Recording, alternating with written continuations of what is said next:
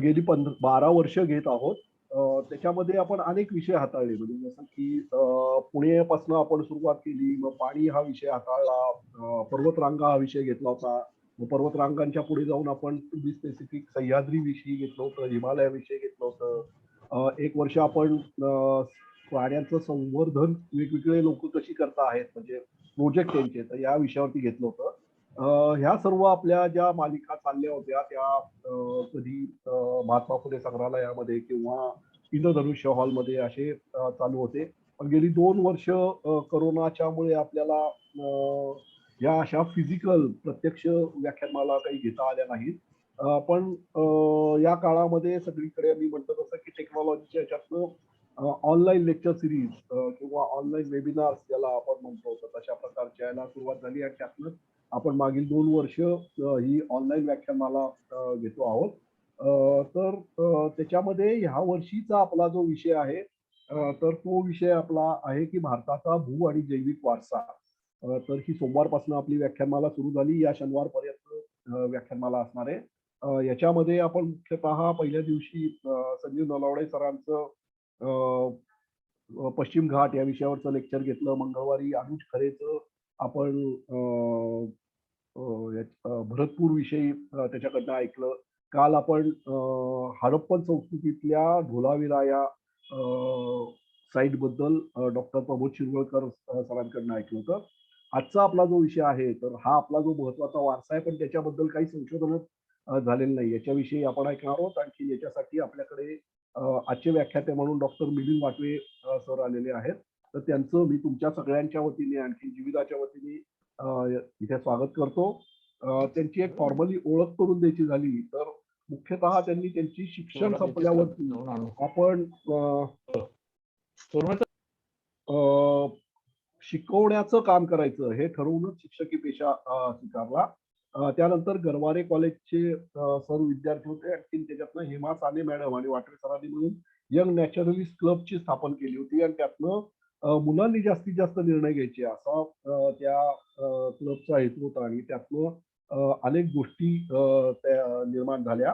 यातनंच friends of animal नावाची पुण्यातली एक मान्यवर संस्था होती, त्याच्यामध्ये सर जॉईन झाले. त्यातनं अनेक उपक्रम केले. आपली सृष्टी आपले धन हे मराठीतलं एक आपण म्हणू की आपण बायबल म्हणू खंड एक अल्टिमेट असं पुस्तकाचं 4 खंड प्रकाशित केले आणि त्यातली बहुसंख्य रेखाटनं सरांनी केलेली आहेत. 1988 मध्ये मधुमलईच्या जंगलामध्ये जाऊन सरांनी अभ्यास केला. आणखी त्याच्यामध्ये मुख्यतः मोठ्या प्राण्यांच्या शरीरावरती किंवा त्यांच्या आत असणाऱ्या पॅरासाइट्स म्हणजे परजीवी आपण म्हणतो, तर त्यांचा अभ्यास असं 1 वर्षभर केलं आणि या अभ्यास आणि तिथे केलेला आलेला अनुभव याच्यावरती आरण्यक नावाचं पुस्तक लिहिलं. 2002 ते 3 मध्ये सरांनी गरवारे कॉलेजमध्ये बायोडायव्हर्सिटी हा MSc चा कोर्स चालू केला. सर त्या विभागाचे प्रमुख होते. त्यानंतर आयसर नावाच्या भारतातल्या एका मान्यवर शिक्षण संस्थेमध्ये सर काम करत होते. आता सरांचा मुख्यतः जो अभ्यास चालू आहे तो मधुमेह या विषयावरती काम चालू आहे. त्याचे उपचार कसे करायचे याच्याबद्दलही सर मार्गदर्शन करतात. तो पण एक खरं तर खूप इंटरेस्टिंग असा वेगळा लेक्चरचा विषय आहे. तो अनेकदा सरांकडनं ऐकलेला आहे. एजिंग कसं होतं माणसाला किंवा सजीवांना हा पण त्यांच्या एक संशोधनाचा विषय आहे. ह्या सर्व याच्यात सरांनी खूप मोठ्या प्रमाणात मुलांच्या बरोबर युवकांबरोबर काम केलं. आणखी त्याच्यातनं मुख्यतः या मुलांमध्ये आपण म्हणू की रिसर्च हा एक गुण बिंबवण्याचं काम केलं. भारतामध्ये मुख्यतः रिसर्च हा विषय खूप मागे पडलेला असतो. सरांच्याकडनं त्या विषयामध्ये म्हणजे मुलांकडनं केलेले छोटे छोटे प्रयोग आणि त्याचा पक्षीशास्त्राला किंवा इतर बायोडायव्हर्सिटीच्या वेगवेगळ्या फॅक्टरला झालेला उपयोग हा विषयी पण ऐकणं खूप इंटरेस्टिंग भाग असतो. सरांचं व्याख्यान म्हणजे मला एखाद्या शास्त्रीय संगीतासारखं वाटतं की ज्याच्यातनं तुमच्या बुद्धीला खूप चालना मिळत असते. तर मी सरांना आजच्या याला विनंती करतो की त्यांनी आजच्या लेक्चरला सुरुवात करावी. Over to you sir.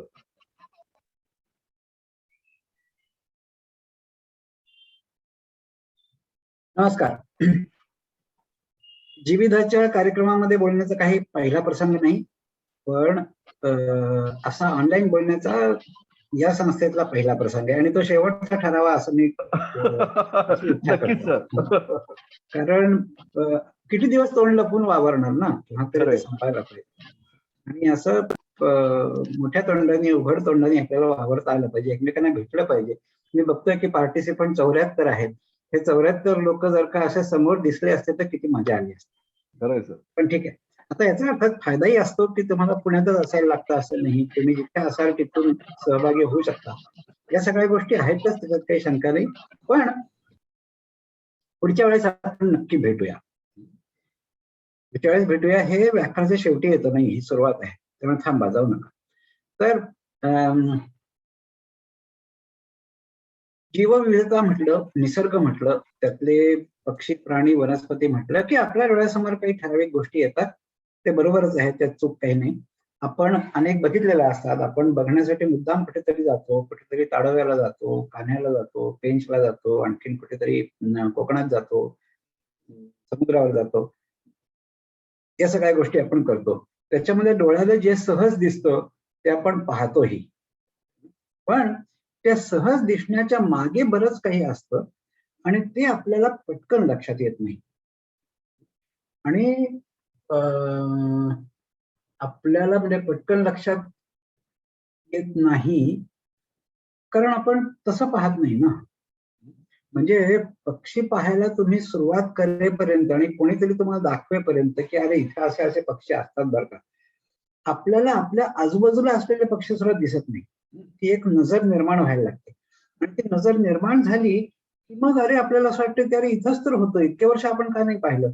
आपल्याच आवारामध्ये बंगला असेल, सोसायटी असेल, तुमचं ऑफिस असेल आणि कुठे गार्डन असेल, त्याच्यामध्ये खूप विविध प्रकारचे पक्षी आहेत. हे आपल्याला दृष्टी आल्याशिवाय दिसायला सुरुवात होत नाही.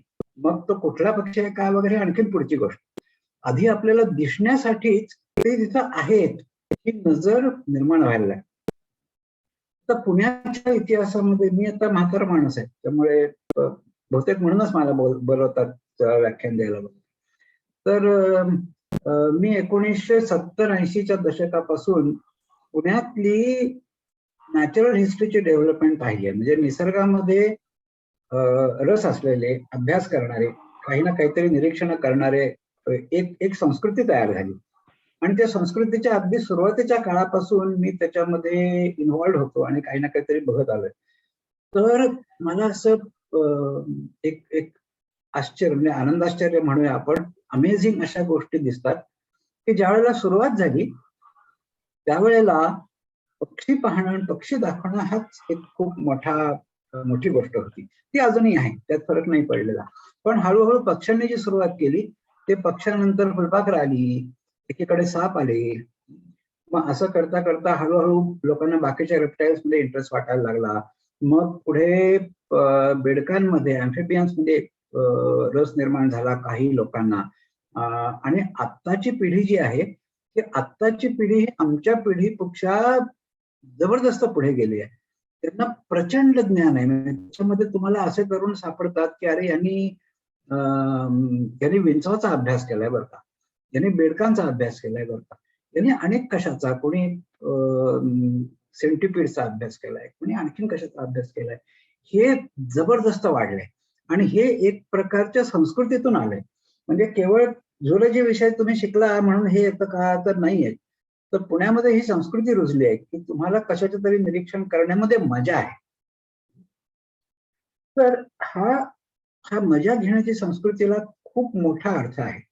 याचं कारण झुलॉजी तर 100 वर्षापासून जास्ती आपल्याकडे आहे, शिकवली जाते. त्याच्यामध्ये तुम्हाला ते सगळं शिकवलं जातं, मग त्याची टॅक्सॉनॉमी शिकवली जाते. पण बहुतेक जण ते नाईलाज म्हणून पाठ्यपुस्तकात आहेत म्हणून करतात. त्याच्या पुढे ते काही इंटरेस्टिंग वाटत नाही. आणि इंटरेस्टिंग न वाटण्याचं कारण ते ज्या पद्धतीने शिकवलं जातं ते इंटरेस्टिंग नसतं. किंवा मग त्याला ते उगीचच लांबलचक लॅटिन नावं वापरायची. मग ही स्पीसीज वेगळी आहे का सब स्पीसीज आहे का, त्याच्यावरनं वादंग होतात. बऱ्याचदा स्पीसीजची नावं बदलतात. ती का नावं बदलतात हे पण आपल्याला कळत नाही. पण आधी एक किचकट नाव असतं, ते सोडून दुसरं त्याच्याहून किचकट नाव आपण म्हणतो की हा या स्पीसीजचं नाव बदललं बरं का. तर हा त्यातला जो काही झुलॉजीचा भाग आहे तो एकीकडे आहे, तो पूर्वी पण होता, आता पण आहे. त्याचं स्वरूप थोडंफार बदललं.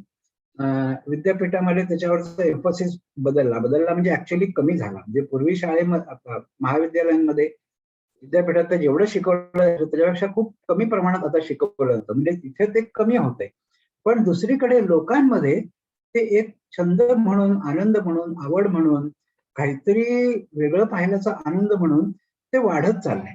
आणि गेल्या 40 वर्षांमध्ये ह्याच्यामध्ये ऑर्डर्स ऑफ मॅग्निट्यूडने वाढ झाल्याचं मी पाहतो. पण हे सगळं जरी असलं तरी अजूनही आपण ज्याच्याकडे बघितलंच नाही असं लाईफ प्रचंड आहे. आणि म्हणून मी म्हटलं की मला ह्याच्याबद्दल बोलू दे. त्यातला मी काही फार तज्ज्ञ आहे वगैरे असा भाग नाही बरं का. कुतूहल म्हणूनच मी ते पाहिलंय. पण मला तुम्हाला कित्येक गोष्टी सांगायच्या, म्हणजे फार माहिती वगैरे मी काही देणार नाहीये. मी फक्त गोष्टी सांगणार आहे. आणि त्या गोष्टी अशासाठी सांगणार आहे की त्याच्यावरून हे कळावं की अरे हे असं काही असतं हे आपल्याला माहितीच नव्हतं बरं का. आपल्या आजूबाजूला आहे खरं, पण आपण कधी तिकडे पाहिलंच नाही. हे जर का एकदा डोक्यात आलं आणि ती एक वृत्ती डेव्हलप झाली की अरे आपल्याला थोडस पलीकडे जाऊन पाहायला पाहिजे, थोडस आपल्या रुटीनच्या पेक्षा वेगळं काहीतरी आहे. थोडासा अभ्यास करणं थोडस अवघड असेल, पण तो छंद म्हणून केला, आनंद म्हणून केला तर ते काही किचकट वाटत नाही. तो अभ्यास आपण करू शकतो. आणि ह्याच्यामध्ये करण्यासारख्या नवलाईच्या त्याचबरोबर उपयुक्त गोष्टी सुद्धा खूप आहेत. तर मी आता स्टोरी टेलिंगला सुरुवात करणार आहे आणि 7, 8, 10 आपल्या वेळामध्ये जेवढ्या बसतील तेवढ्या स्टोरीज. मी काही स्लाइड्स ठेवल्यात फक्त की काहीतरी डोळ्यासमोर राहावं. मी काहीतरी वर्णन केलं. मी काय एवढा असा वर्णन करणे, मी असा भाषा सम्राट नाहीये की वर्णन केल्यानंतर बरोबर तुमच्या डोळ्यासमोर उभं राहील. त्यामुळे काही स्लाइड्स आहेत, काही गोष्टी बघाव्याच लागतील, त्याशिवाय ते डोळ्यासमोर येणार नाही. पण एकदा ते डोळ्यासमोर आलं, एकदा त्याच्याकडे कसं बघायचं, कुठल्या नजरेने बघायचं, बघायला काय लागतं. आता आपण पक्ष्यांसाठी बायनॉक्युलर वापरतो, आणखीन काय गोष्टी लागतात, हे एकदा डोळ्यासमोर आलं की मग त्या नवलाईने माझी अशी अपेक्षा आहे की ती अपेक्षा अनाठाई नाही बरं का. 1980च्या दशकामध्ये ज्या वेळेला आम्ही मुलांची शिबिरं घ्यायला सुरुवात केली, त्या शिबिरामधून कित्येक तेव्हा मुलं होती शाळेतली, महाविद्यालयातली, त्यांनी पुढे नाव कमावलं. ह्याच्यामध्ये ही नावं तुम्हाला माहिती आहेत. किरण पुरंदरे आहे, कृष्ण मेघकुंटे आहे. हे लोक त्यावेळेला जेव्हा आले, निरंजन संत आहे, हे ज्या वेळेला आले त्यावेळेला कोणी 6वी मध्ये, कोणी 10वीत, कोणी 12वीत असे होते. पण त्यांना ती दृष्टी मिळाली आणि पुढे त्यांनी आपण डेव्हलप केलं बरं का. म्हणजे त्याचं श्रेय आमच्याकडे अजिबात नाहीये. पण ती सुरुवात कुठेतरी व्हायला लागते. आणि मग आता इथे जे 81 लोक आहेत त्याच्यापैकी 4 कोणीतरी असे निघतील त्यांना ते परस्यू करावं असं वाटेल, पुढे त्याच्यामध्ये काहीतरी बघावं असं वाटेल. त्यातून नवीन काय मिळेल का माहिती नाही, त्याच्याबद्दल कळणार आहे. नवीन मिळण्याची शक्यता किती असते, तर भरपूर असते. आणि पण ते बघण्यामध्ये मजा वाटली पाहिजे. तर मला आता स्लाइड शेअर करू दे, अर्धा मिनिट द्या.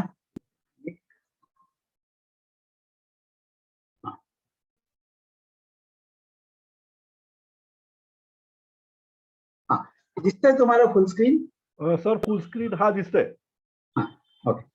तर एक प्रश्न हा नवीन नाहीये, हा खूप जुना प्रश्न आहे, पुराणकालीन प्रश्न आहे की आपल्या जगावरती एकूण किती जातींचे सजीव आहे. आणि जगामध्ये म्हणजे त्याच्यामध्ये सर्व प्रकारच्या हॅबिटॅट आले. 2-3 हॅबिटॅट फक्त मी इथे उदाहरण म्हणून दाखवले. खूप त्याच्यामध्ये सूक्ष्म फरक आहे. हे सगळे एकत्र केले तर किती जाती असतील, हा प्रश्न आपल्याला आज पडलेला नाहीये. हा प्रश्न खूप पूर्वी, म्हणजे किती पूर्वी माहितीये का, तर जे प्राचीन भारतीय लिटरेचर आहे, रामायण महाभारत त्याच्या आधीपासून, त्याच्यामध्ये हा प्रश्न विचारला गेलाय आणि त्याचं एक उत्तर पण दिलंय. ते उत्तर आता किती खरं आहे, त्या उत्तराच्या मागे काही पद्धत होती का, तोंडाला आलं ते उत्तर दिलं आणि एकाने दिलं म्हणून बाकीच्याने ते फॉलो केलं, ते मला माहित नाही. पण आपल्या वाङ्मयामध्ये, भारतीय प्राचीन वाङ्मयामध्ये या प्रश्नाचे एक उत्तर दिलेलं आहे की किती जाती आहेत जगामध्ये, आणि त्याचं उत्तर आहे 84 लक्ष. तर 84 लक्ष म्हटल्यानंतर बऱ्याच जणांच्या ते पटकन ध्यानात येईल की 84 लक्ष योनी असतात आणि मग तो आत्मा त्या 84 लक्ष योनीमधून फिरतो, मग कधीतरी मनुष्य जन्म येतो, मग मनुष्य जन्म का महत्वाचा वगैरे वगैरे. तर त्यातली मायथॉलॉजी सोडून दिली आपण. ते आत्मा बित्मा तुम्हाला हवं तर विश्वास ठेवा, नसेल तर नका ठेवा. ते जरी सोडून दिलं तरी हे एका दृष्टीने बायोलॉजी आहे. आणि त्याच्यामध्ये त्यांनी हा प्रश्न विचारलाय की जगाच्या पाठीवर किती जाती असतील आणि कुठून माहित नाही, पण 84 लक्ष असं त्याचं एक उत्तर दिलं. आता या 84 लक्षाच्या अगेन्स्ट आपण हा जर का प्रश्न विचारला, त्याच्या आधी ते 84 लक्ष एकीकडे आपण सोडून देऊ. जर तुम्हाला मी हा प्रश्न विचारला की जगाच्या पाठीवर किती जाती आहेत हे तुम्हाला माहिती आहे का, या प्रश्नाचं बरोबर उत्तर मला द्या. तर त्याच्यावर मी असं म्हणेन की या प्रश्नाचं बरोबर उत्तर तुम्हाला सगळ्यांना माहिती आहे. आणि समोर जर का आपण बसलो असतो तर मी कोणाला तरी उठवलं असतं आणि म्हटलं असतं की सांग जगाच्या पाठीवर किती जात आहे, आणि तो किंवा ती म्हणाले असते की मला माहित नाही. आणि that is the only correct answer to the question. कोणालाही माहित नाही अजूनही की जगाच्या पाठीवर किती जाते, आणि त्यामुळे मला माहित नाही हे एकमेव त्याचं बरोबर उत्तर आहे. बाकी सगळी उत्तरं चुकीची आहेत, कारण कोणालाच माहित नाही ना, कोणीच अजून ते ठरवू शकले नाही. पण कुठकुठले आकडे आतापर्यंत दिले गेले आहेत किंवा दिले जात आहेत ते पहा. टॅक्सॉनॉमिक रेकॉर्ड आपण पाहिलं की त्याला ज्याचं सायन्सनी ती स्पीसीज डिस्क्राईब केली आहे त्याला एक स्पीसीज नेम दिलेला आहे. तर ते 14 लाखाच्या पुढे फार गेलेलं नाही, आता गेलंय. म्हणजे 14 लाख ही एक 25-30 वर्षापूर्वीचा आकडा आहे. त्याच्यामध्ये काही लाखांची भर पडली असणार आहे, काही हजारांची तर नक्कीच पडली आहे, कदाचित लाखात पडली असेल, मला माहित नाही. पण हा आकडा एवढाच आहे, म्हणजे आमच्या 84 लक्षापेक्षा खूपच कमी आहे. मग त्याच्यानंतर हळूहळू 1970s-80s मध्ये हे समजायला लागलं होतं, लोक त्याच्याबद्दल बोलायला लागले होते की सायन्सला जो स्पीसीजचा आकडा माहितीये तो खूपच कमी आहे, प्रत्यक्षात त्याच्यापेक्षा खूप जास्ती स्पीसीज आहे. तेव्हा मग नेहमीप्रमाणे आपले लोक म्हणायला लागले की बघा 84 लक्ष हा आकडा खरा असणार, तुमच्या पूर्वजांना सगळं माहिती होतं वगैरे. तर तो 84 लक्ष हा आपला इंडियन मायथॉलॉजी मधला आकडा आहे. आता ह्याच्या अगेन्स्ट आता जर का तुम्ही नॅशनल जिओग्राफीची वेबसाईट पाहिली तर त्याच्यामध्ये त्यांनी 87 लाख हा आकडा दिलाय. हे एस्टिमेट्स आहेत बरं का, प्रत्यक्षात 87 लाख जाती नोंद आहे का तर नाही, एस्टिमेट्स आहेत. तर हे 84 लक्षाच्या जवळपासच आलेलं दिसतं, म्हणजे मग परत आपला 84 लक्ष हा आकडा खरा असू शकेल असं लोक 1980s मध्ये बोलत होते. 1980s मध्ये 2 महत्वाचे मोठे स्टडीज झाले. त्यापैकी हा इथं जो तुम्हाला एक चित्रण, एक चेहरा दाखवलाय, हा फोटो आहे अमेरिकेतला, म्हणजे ट्रॉपिकल अमेरिका, कोस्टारिका, अमेझोनियन हा जो रिजन आहे तिथला हा फोटो आहे. आणि चेहऱ्यावरून तुम्ही ओळखाल की हा इंडियन फेस आहे, ती गोष्ट खरी आहे. नलिनी नाडकर्णी हे या महिलेचं नाव, अमेरिकन ऑफ इंडियन ओरिजिन. सगळं आयुष्य त्याचं अमेरिकेतच गेलं जन्मापासून, त्यामुळे तिला भारतीय म्हणायचं की नाही हे तुम्ही ठरवा, वंश भारतीय. तर तिने आणि तिच्या ग्रुपनी आणि त्याच्यावर मग अनेक बायोलॉजिस्टनी ही गोष्ट केली. त्यांनी कॅनॉपी लाईफ याच्यावरती खूप मोठा स्टडी केला. त्याच्यातला एकच प्रश्न सांगतो की कॅनॉपीमध्ये किंवा या जंगलामध्ये झाडांवरती किती जातीचे इन्सेक्ट्स आहेत त्याचा अंदाज काढण्याचा प्रयत्न केला. कसा केला तर त्यातली एक मेथड सांगतो, अनेक मेथड्स त्यांनी वापरले. एक मेथड सांगतो की जी खूप काय ड्रास्टिक आहे, म्हणजे राक्षसी ड्रॅकॉनियन अशी मेथड आहे. काय की भारतात कोणी असं वापरलं नसतं बरं का, अमेरिकन वेडे असतात आणि तेच हे करू शकतात. तर त्यांनी काही झाडांना, आता ही ट्रॉपिकल फॉरेस्ट मधली, रेन फॉरेस्ट मधली झाडं म्हणजे 120 फूट 150 फूट उंच झाड, काही झाडांना पूर्णपणे मच्छरदाणी घातली, अगदी टॉप पासून ते पायथ्यापर्यंत बारीक मच्छरदाणी, ज्याच्यामधून तसा कुठलाही कीटक इकडून तिकडे जाऊ शकणार नाही. आणि अशी झाडाला मच्छरदाणी घालून त्याने ते झाड खालनं फ्युमिगेट केलं.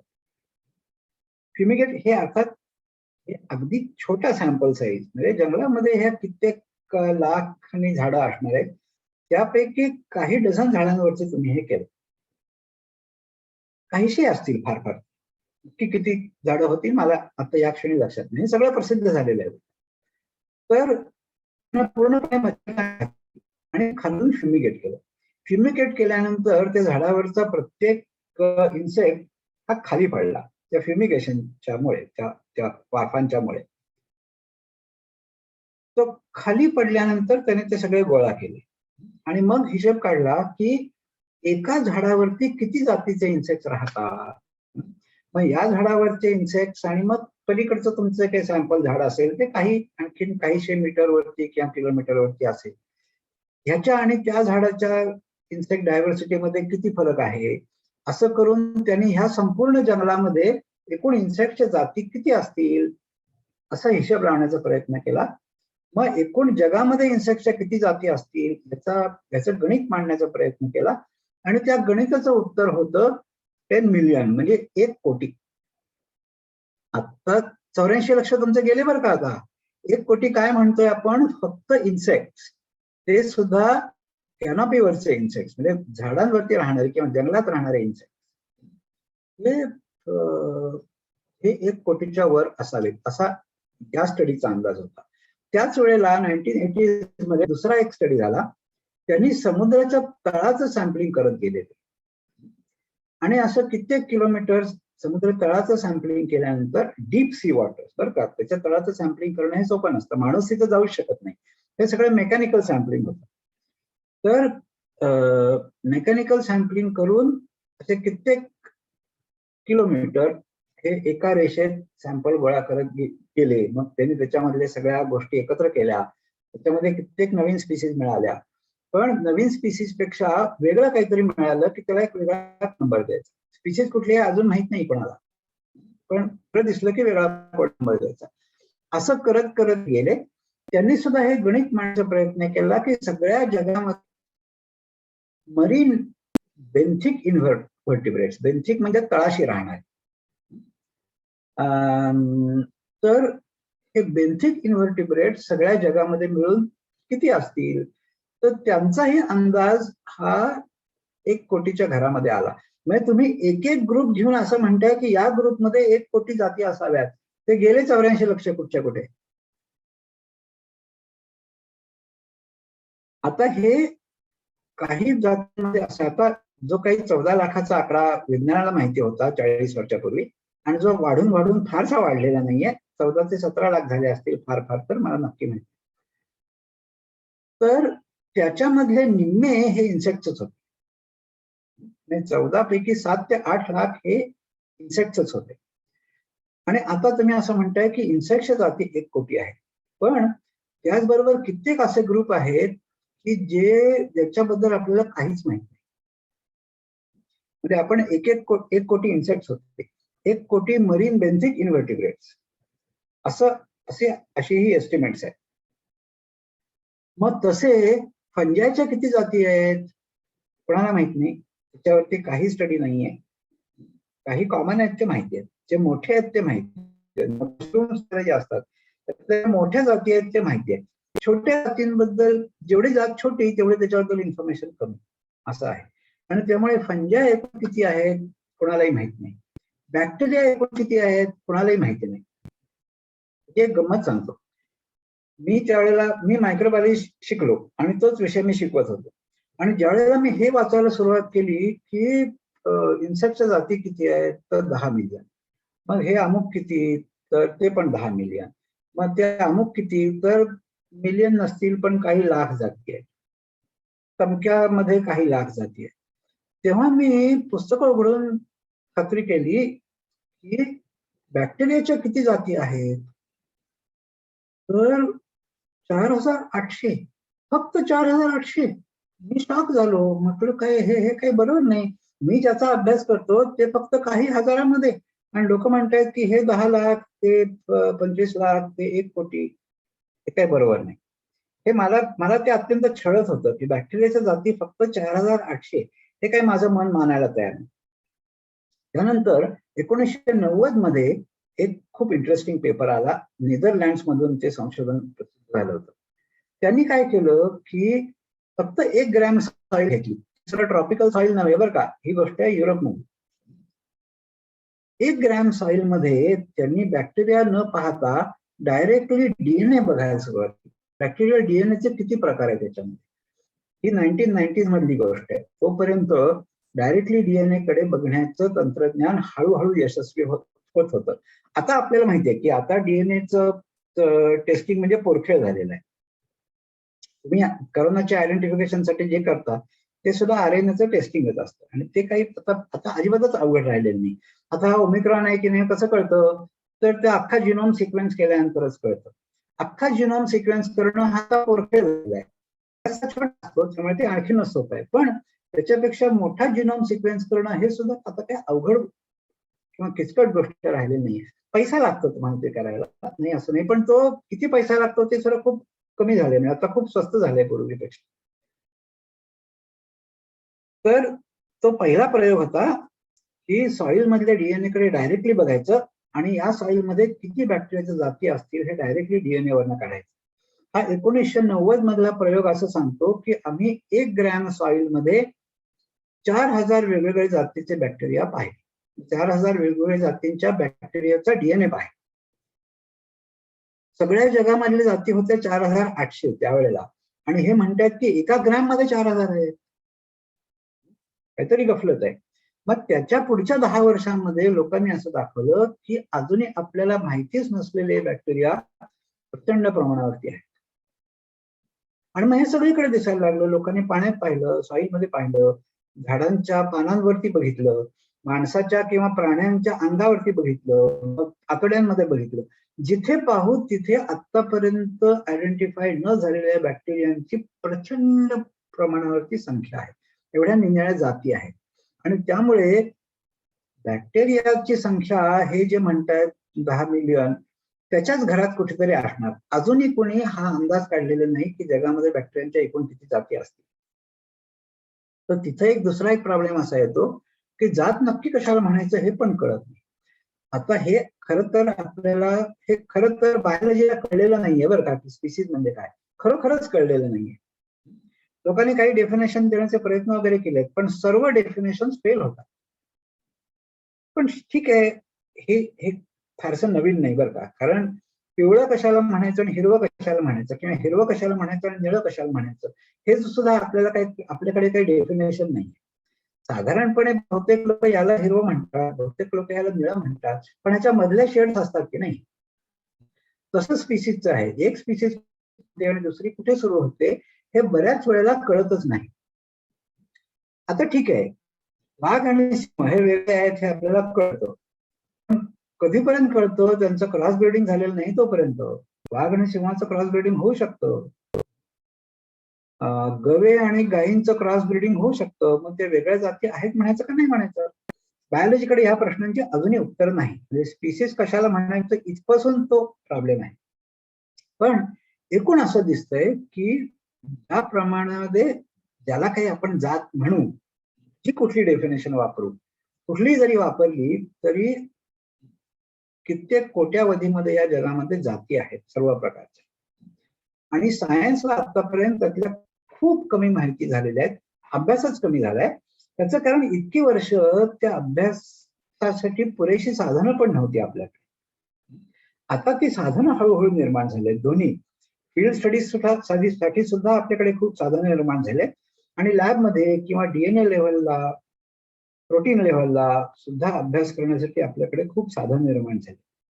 पण एवढी साधनं निर्माण होऊन सुद्धा अजूनपर्यंत आपल्याला साधारणपणे 1% डायव्हर्सिटीच माहिती आहे. आता हे खूप, त्याच्यामध्ये विषमता खूप आहे. म्हणजे माकडांच्या किती जाती अजून शोधायच्या राहिल्या असतील हो, तर काही फारशा नसतील. कुठेतरी अपवाद म्हणून एखादी कुठेतरी दूरच्या आयलंडवर वगैरे असली तर. गेल्या 100 वर्षामध्ये माकडांच्या फक्त 2 नवीन जाती भारतामध्ये सापडल्या. त्यापैकी इपिगिननी 1940च्या घरामध्ये, थोडंफार 10-1 वर्ष इकडे तिकडे असेल बरं का, मला एक्झॅक्ट साल माहिती नाही, पण इपिगी नावाचे एक अँग्लो इंडियन खूप चांगले नॅचरलिस्ट होते. त्यांनी गोल्डन लंगूर ही एक लंगूरची वेगळी जात आहे हे सांगितलं. त्याच्यानंतर आत्ता 2005 मध्ये अरुणाचल मॅकाक ही मॅकाकची म्हणजे लाल तोंडी माकडं ज्याला आपण म्हणतो, त्या मॅकाकची नवीन जात आहे असं तिथे गेलेल्या काही प्रायमेटॉलॉजिस्टनी सांगितलं. म्हणजे गेल्या 100 वर्षांमध्ये भारतामध्ये माकडांच्या 2च जाती नवीन सापडल्या. पक्ष्यांच्या अशा काही डझन अर्धा डझन जाती नवीन सापडल्या. तर याच्यामध्ये तुम्हाला फार नवीन सापडणार नाहीये, पण कित्येक टॅक्सा असे आहेत की ज्याच्यामध्ये अभ्यासच कमी आहे किंवा ज्याच्यामध्ये जात ओळखणंच अवघड असतं, ते हाताळायला लागणं सुद्धा अवघड असतं. म्हणजे उदाहरणार्थ उंदरांमध्ये अजूनही सगळ्या जाती सापडल्यात का, तसं नाही सांगता येत. उंदरांमध्ये अजूनही कित्येक जाती असणार आहेत. तसं बॅट्स किंवा वाघोळ्या, म्हणजे वटवाघूळ नाही बरं का, वटवाघूळ ही एक मोठी जात आहे जी आपल्याकडे झाडावर येते, आजूबाजूला दिसते, सगळ्या मोठी आहे म्हणून दिसते. वाघोळ्यांमध्ये खूप छोट्या छोट्या जाती आहेत, म्हणजे चिमणीपेक्षा छोट्या अशा जाती वाघोळ्यांमध्ये खूप आहेत. त्यांच्यातल्या सगळ्या जाती आपल्याला माहिती आहेत का, तर खात्री नाही देत आहे. कित्येक जाती अजूनही आपल्याला कळल्या नसतील किंवा डिस्क्राईब नाही झाल्या नसतील, ही शक्यता नक्कीच त्यांच्या बाबतीमध्ये आहे. मग इन्सेक्टच्या बाबतीमध्ये तर जबरदस्तच आहे. मग तुम्ही आणखीन खाली बॅक्टेरियाकडे गेलात, व्हायरसकडे गेलात, तर काय सगळा गोंधळच आहे, काही माहित नाही आपल्याला त्यातलं. आता मी तुम्हाला काही चित्र दाखवणार आहे की अशासाठी की हे कोणी दुर्मिळ प्राणी नाहीत, हे अख्खं फायलमच्या फायलम आहे. असे कित्येक फायला आहेत की त्या अख्ख्या फायलम बद्दल फार थोडी माहिती आहे. त्याच्यामध्ये हे वॉटर बेअर्स म्हणतात त्यांना, कारण ते कुठेतरी अस्वलासारखे दिसतात. आता अस्वलाला 4 पाय असतात, ह्यांना 8 पाय असतात, पण त्याला अस्वलाच्या नख्या जशा असतात तशा नख्या असतात. आता हे डावीकडे जे दिसतं ना, ते स्कॅनिंग इलेक्ट्रॉन मायक्रोस्कोपी आहे आणि त्याच्यावरती हे त्याला थोडंसं आर्टिस्टिक टचिंग पण केलेलं आहे. हे जे दिसतं हे तुम्हाला मायक्रोस्कोप खाली जसं दिसतं, म्हणजे कॉलेजमध्ये जे मायक्रोस्कोप असतात सगळ्यांना जे अवेलेबल असतात, सगळ्या विद्यार्थी ज्या मायक्रोस्कोप खाली पाहतात त्या मायक्रोस्कोप खालून तो असा दिसतो. हे जो अस्वल आहे हे अख्खं अस्वल साधारणपणे 0.5 मिलीमीटर लांब असतं जास्तीत जास्त, त्याच्याहून छोटंच असतं, त्याच्याहून मोठं फारच कठीण. तर असा हा विचित्र प्राणी, याचा अख्खा फायलम आहे. म्हणजे आपण हे जे म्हणतो ना की फायलम आर्थ्रोपोडा, ज्याच्यामध्ये इन्सेक्ट्स पण येतात आणि क्रॅब्स पण येतात आणि तुमचे स्पायडर्स पण येतात आणि विंचू पण येतात, आणि तो सगळ्या मिळून फायलम आर्थ्रोपोडा. मग सगळे व्हर्टिब्रेट्स, याच्यामध्ये पक्षी पण आले, मॅमल्स पण आले, मासे पण आले, बेडूक पण आले, साप पण आले, हे सगळे मिळून एकच फायलम होतं. फायलम ही खूप खूप मोठं कलेक्शन आहे आणि या वॉटर बेअर्स अख्खा फायलम आहे. कुठे असतात ते, तर पुण्यामध्ये. पुण्यामध्ये खूप खूप मुबलक आहे. कुठे सापडतात, तर पावसाळ्यामध्ये जिथे जिथे असं मास वाढलंय, त्याच्यामध्ये पाणी साचलंय, छोटी छोटी डबकी आहेत गवतामध्ये, असं जे आहे त्याच्यामध्ये ते सापडतात, पावसाळ्यामध्ये दिसतात. मग हे वाळून गेल्यानंतर काय होतं, ते वाळून जातात आणि असे वाळलेले किती वर्ष जिवंत राहत असतील, तर काहीतरी 3000 वर्षाचा रेकॉर्ड आहे. म्हणजे 3000 वर्षापूर्वी असे वाळून पडलेले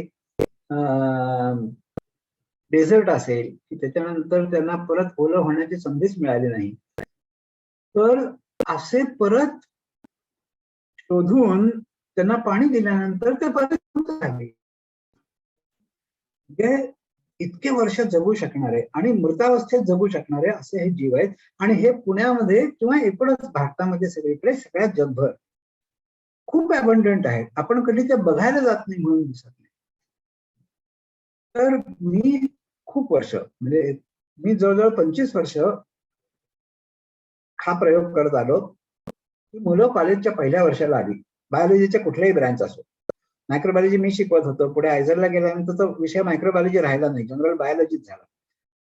तर बायोलॉजी शिकवत होतो, तर पहिल्या वर्षाच्या मुलांना मी नेहमी म्हणायचो की मायक्रोस्कोप मी तुम्हाला देतो, मायक्रोस्कोप खाली काय बघायचं आहे तुम्ही ठरवा, मी नाही सांगणार.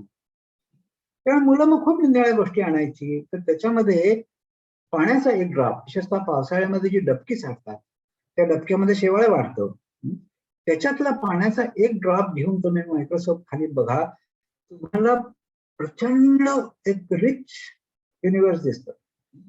त्याच्यामध्ये जवळपास प्रत्येक वर्षी मी हे वॉटर बिअर्स बघत आलेलो आहे. सगळ्यांना नाही दिसत, प्रत्येक ड्रॉप पाणी नाही दिसत, पण दरवर्षीच्या बॅच मध्ये कोणाला कोणाला तरी दिसतात. इतकी ही कॉमन आहेत आजूबाजूला. त्याच्याबद्दल आपल्याला काय माहिती, त्याच्यामध्ये किती जाती आहेत, जाती कशा ओळखायच्या. मला पुण्यामध्ये एकही माणूस भेटला नाही की जो यांच्यामधली जाती ओळखू शकेल. पुण्यातच नाही तर भारतात सुद्धा असा माणूस मिळेल की ज्याला या वॉटर बेअर्स मधल्या जाती माहिती आहेत. किती जाती आहेत, कशा दिसतात, आपल्याला याच्याबद्दल काहीही माहिती नाही. अलीकडे गेल्या 10-15 वर्षांमध्ये विज्ञानाचं लक्ष याच्यावर वेधलंय अशासाठी की त्यांचा हा जो वाळून जाण्याचा गुणधर्म आहे, पूर्णपणे वाळून जातात, परत पाणी दिलं की परत ताजं पाणी. आणि अशा वाळलेल्या अवस्थेत वर्षानुवर्ष, दशकानुदशक, शतकानुशतक जिवंत राहू शकतात. असं का होतं? मग त्याच्या मागची बायोकेमिस्ट्री काय, त्याच्या मागचं लाईफ सायन्स काय, त्यांच्या सेल्स कशा असतात, आपल्यापेक्षा वेगळ्या असतात का, त्यांचे टिश्यूज कसे, याच्यावरती आता खूप संशोधन सुरू झालेलं आहे. पण तरी त्यांच्या जाती, त्यांची डायव्हर्सिटी याच्यात आपल्याला काही माहित नाही. आपल्या आजूबाजूला ते असले तरी असे आणखीन कित्येक आहे. आता हे वरती जे दिसतं ना, हे वायर गुंडाळून ठेवल्यासारखं, तर ते हॉर्स हेअर वर्म नावाचा एक, हा सुद्धा एक वेगळा फायलम आहे आणि तोही आपल्या आजूबाजूला आहे, भरपूर आहे, पण कोणाला माहित नाही, त्याचा अभ्यास फारसा कोणी केलेला नाही. हे खाली जे दिसतं हे एक साधारणपणे 1 सेंटीमीटर किंवा काही छोटे काही मोठे, पण हे एवढ्या आकाराचे असतात. हे सुद्धा पुण्यामध्ये भरपूर आहेत, मी पाहिलेले आहेत. विशेषतः सांडपाण्याच्या आजूबाजूला तर हे खूप दिसतात. याचाही अभ्यास, हे सुद्धा अख्खं फायलम आहे बरं का, आणि या फायलमचा काही माहिती नाही आपल्याला. मग हा आणि हे खूप छोटे पण नसतात का, म्हणजे हे मायक्रोस्कोप, हे तर ते मीटर पण लांब असतात, ते खूप मोठे आहेत, फूट 2 फूट तर आरामात असतात. ते छोटे नाही आहेत, तरी पण आपल्याबद्दल काही माहिती नाही. हे सुरक्षित नाही आहेत, हे नुसत्या डोळ्याने दिसण्याजोगे सेंटीमीटर 2 सेंटीमीटर लांबीचे असतात, त्याच्यावर छोटे पण असतात, पण एवढे मोठे असूनही याचा काही अभ्यास नाही, कोणी त्याच्याकडे बघितलेलं नाहीये. त्या फायलम मध्ये काय आहे, स्पीशीज आहेत का, म्हणजे स्पीशीज ओळखायच्या कशा, किती स्पीशीज आहेत, त्यापैकी आपल्या आजूबाजूला किती आहेत, काही कुठे काही अभ्यास नाही. मग हा एक तिसऱ्या जातीचे आहेत, हे मात्र छोटे असतात जास्ती आणि मायक्रोस्कोपिक असतात, पण फार छोटे नाहीत, म्हणजे 1 मिलीमीटर पर्यंत लांब होऊ शकतात त्यातल्या काही जाती. रोटीफर म्हणतात त्यांना, अत्यंत लाईव्हली असतात. हे मायक्रोस्कोप खाली बघायला गेलं ना, जर तुमचा बघण्याचा छंद लागला तर वाघ बघितल्यानंतर जसं वाटतं तसं हे बघितल्यानंतर वाटतं. हे शिकारी असतात आणि ते इतर छोटे छोटे प्राणी गोळा करून खातात आणि अत्यंत वेगाने हिंडतात इकडे तिकडे. कधी कधी एका जागेला पाऊल टेकवून तिथं स्थिर राहतात आणि मग बराच काळ स्थिर राहतात आणि एकदा फिरायला लागले की प्रचंड वेगाने फिरतात. हे यांना बघणं हे अमेझिंग वर्ल्ड, आणि हे सगळे खूप अबंडंट आहेत. सगळे मायक्रोस्कोपिकच आहेत असं नाही, काही मोठे पण आहेत आणि तरीही आपल्याला त्याच्याबद्दल काही माहिती नाही. मग हे छोटे आहेत, असतील इतके, काय करतात हो? तर काय करतात याच्यात तुम्हाला 1-2 गोष्टी सांगतो. ही गोष्ट मी स्वतः अभ्यास केलेली आहे.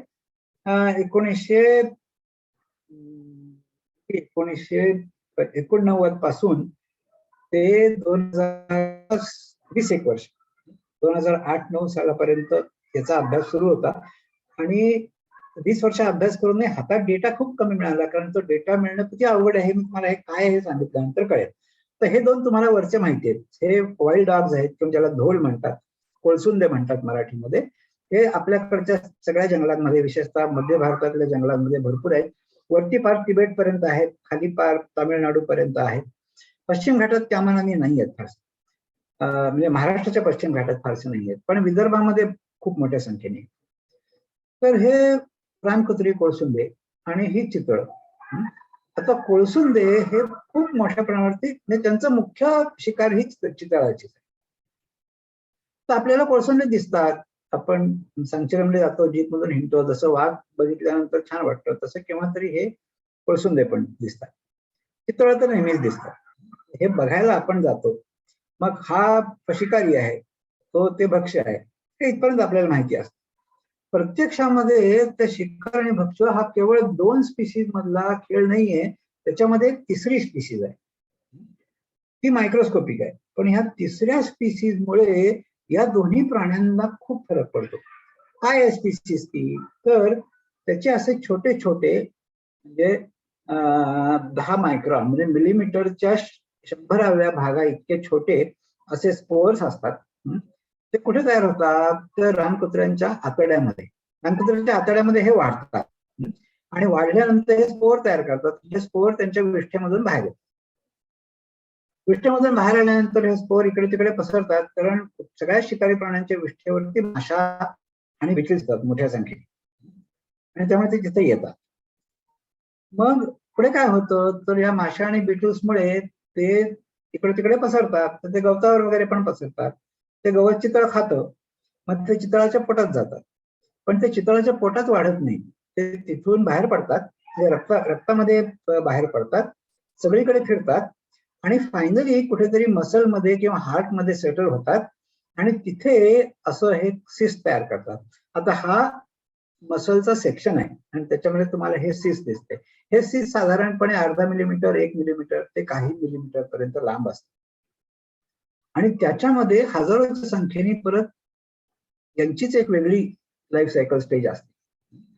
आता मी जे बघितलं ते असं की चितळाच्या स्केलेटल मसलमध्ये हे अधूनमधून दिसतात, पण हार्ट मसलमध्ये खूप मोठ्या संख्येने इतके की मी हार्ट मसलच्या एका स्क्वेअर सेंटीमीटर मध्ये 1000 एक सिस्ट आहेत, खूप छोटे छोटे 0.5 मिलीमीटर 1 मिलीमीटर सिस्ट, पण एका स्क्वेअर सेंटीमीटर मध्ये 1000 सिस्ट आहेत. अशा चितळांचे हार्ट बघितलेले आहेत. कसे बघितले? आता तुम्हाला कळेल की 20 वर्ष का लागली. तर तुम्हाला मेलेलं चितळ सापडून त्याचं पोस्टमॉर्टेम करून त्याच्या हार्टचं सॅम्पल घेऊन मग ते लॅबमध्ये आणून अनालाइज करायला लागतं. तर त्यामुळे 20 वर्ष काम केल्यानंतर आम्हाला पुरेसा डेटा मिळाला.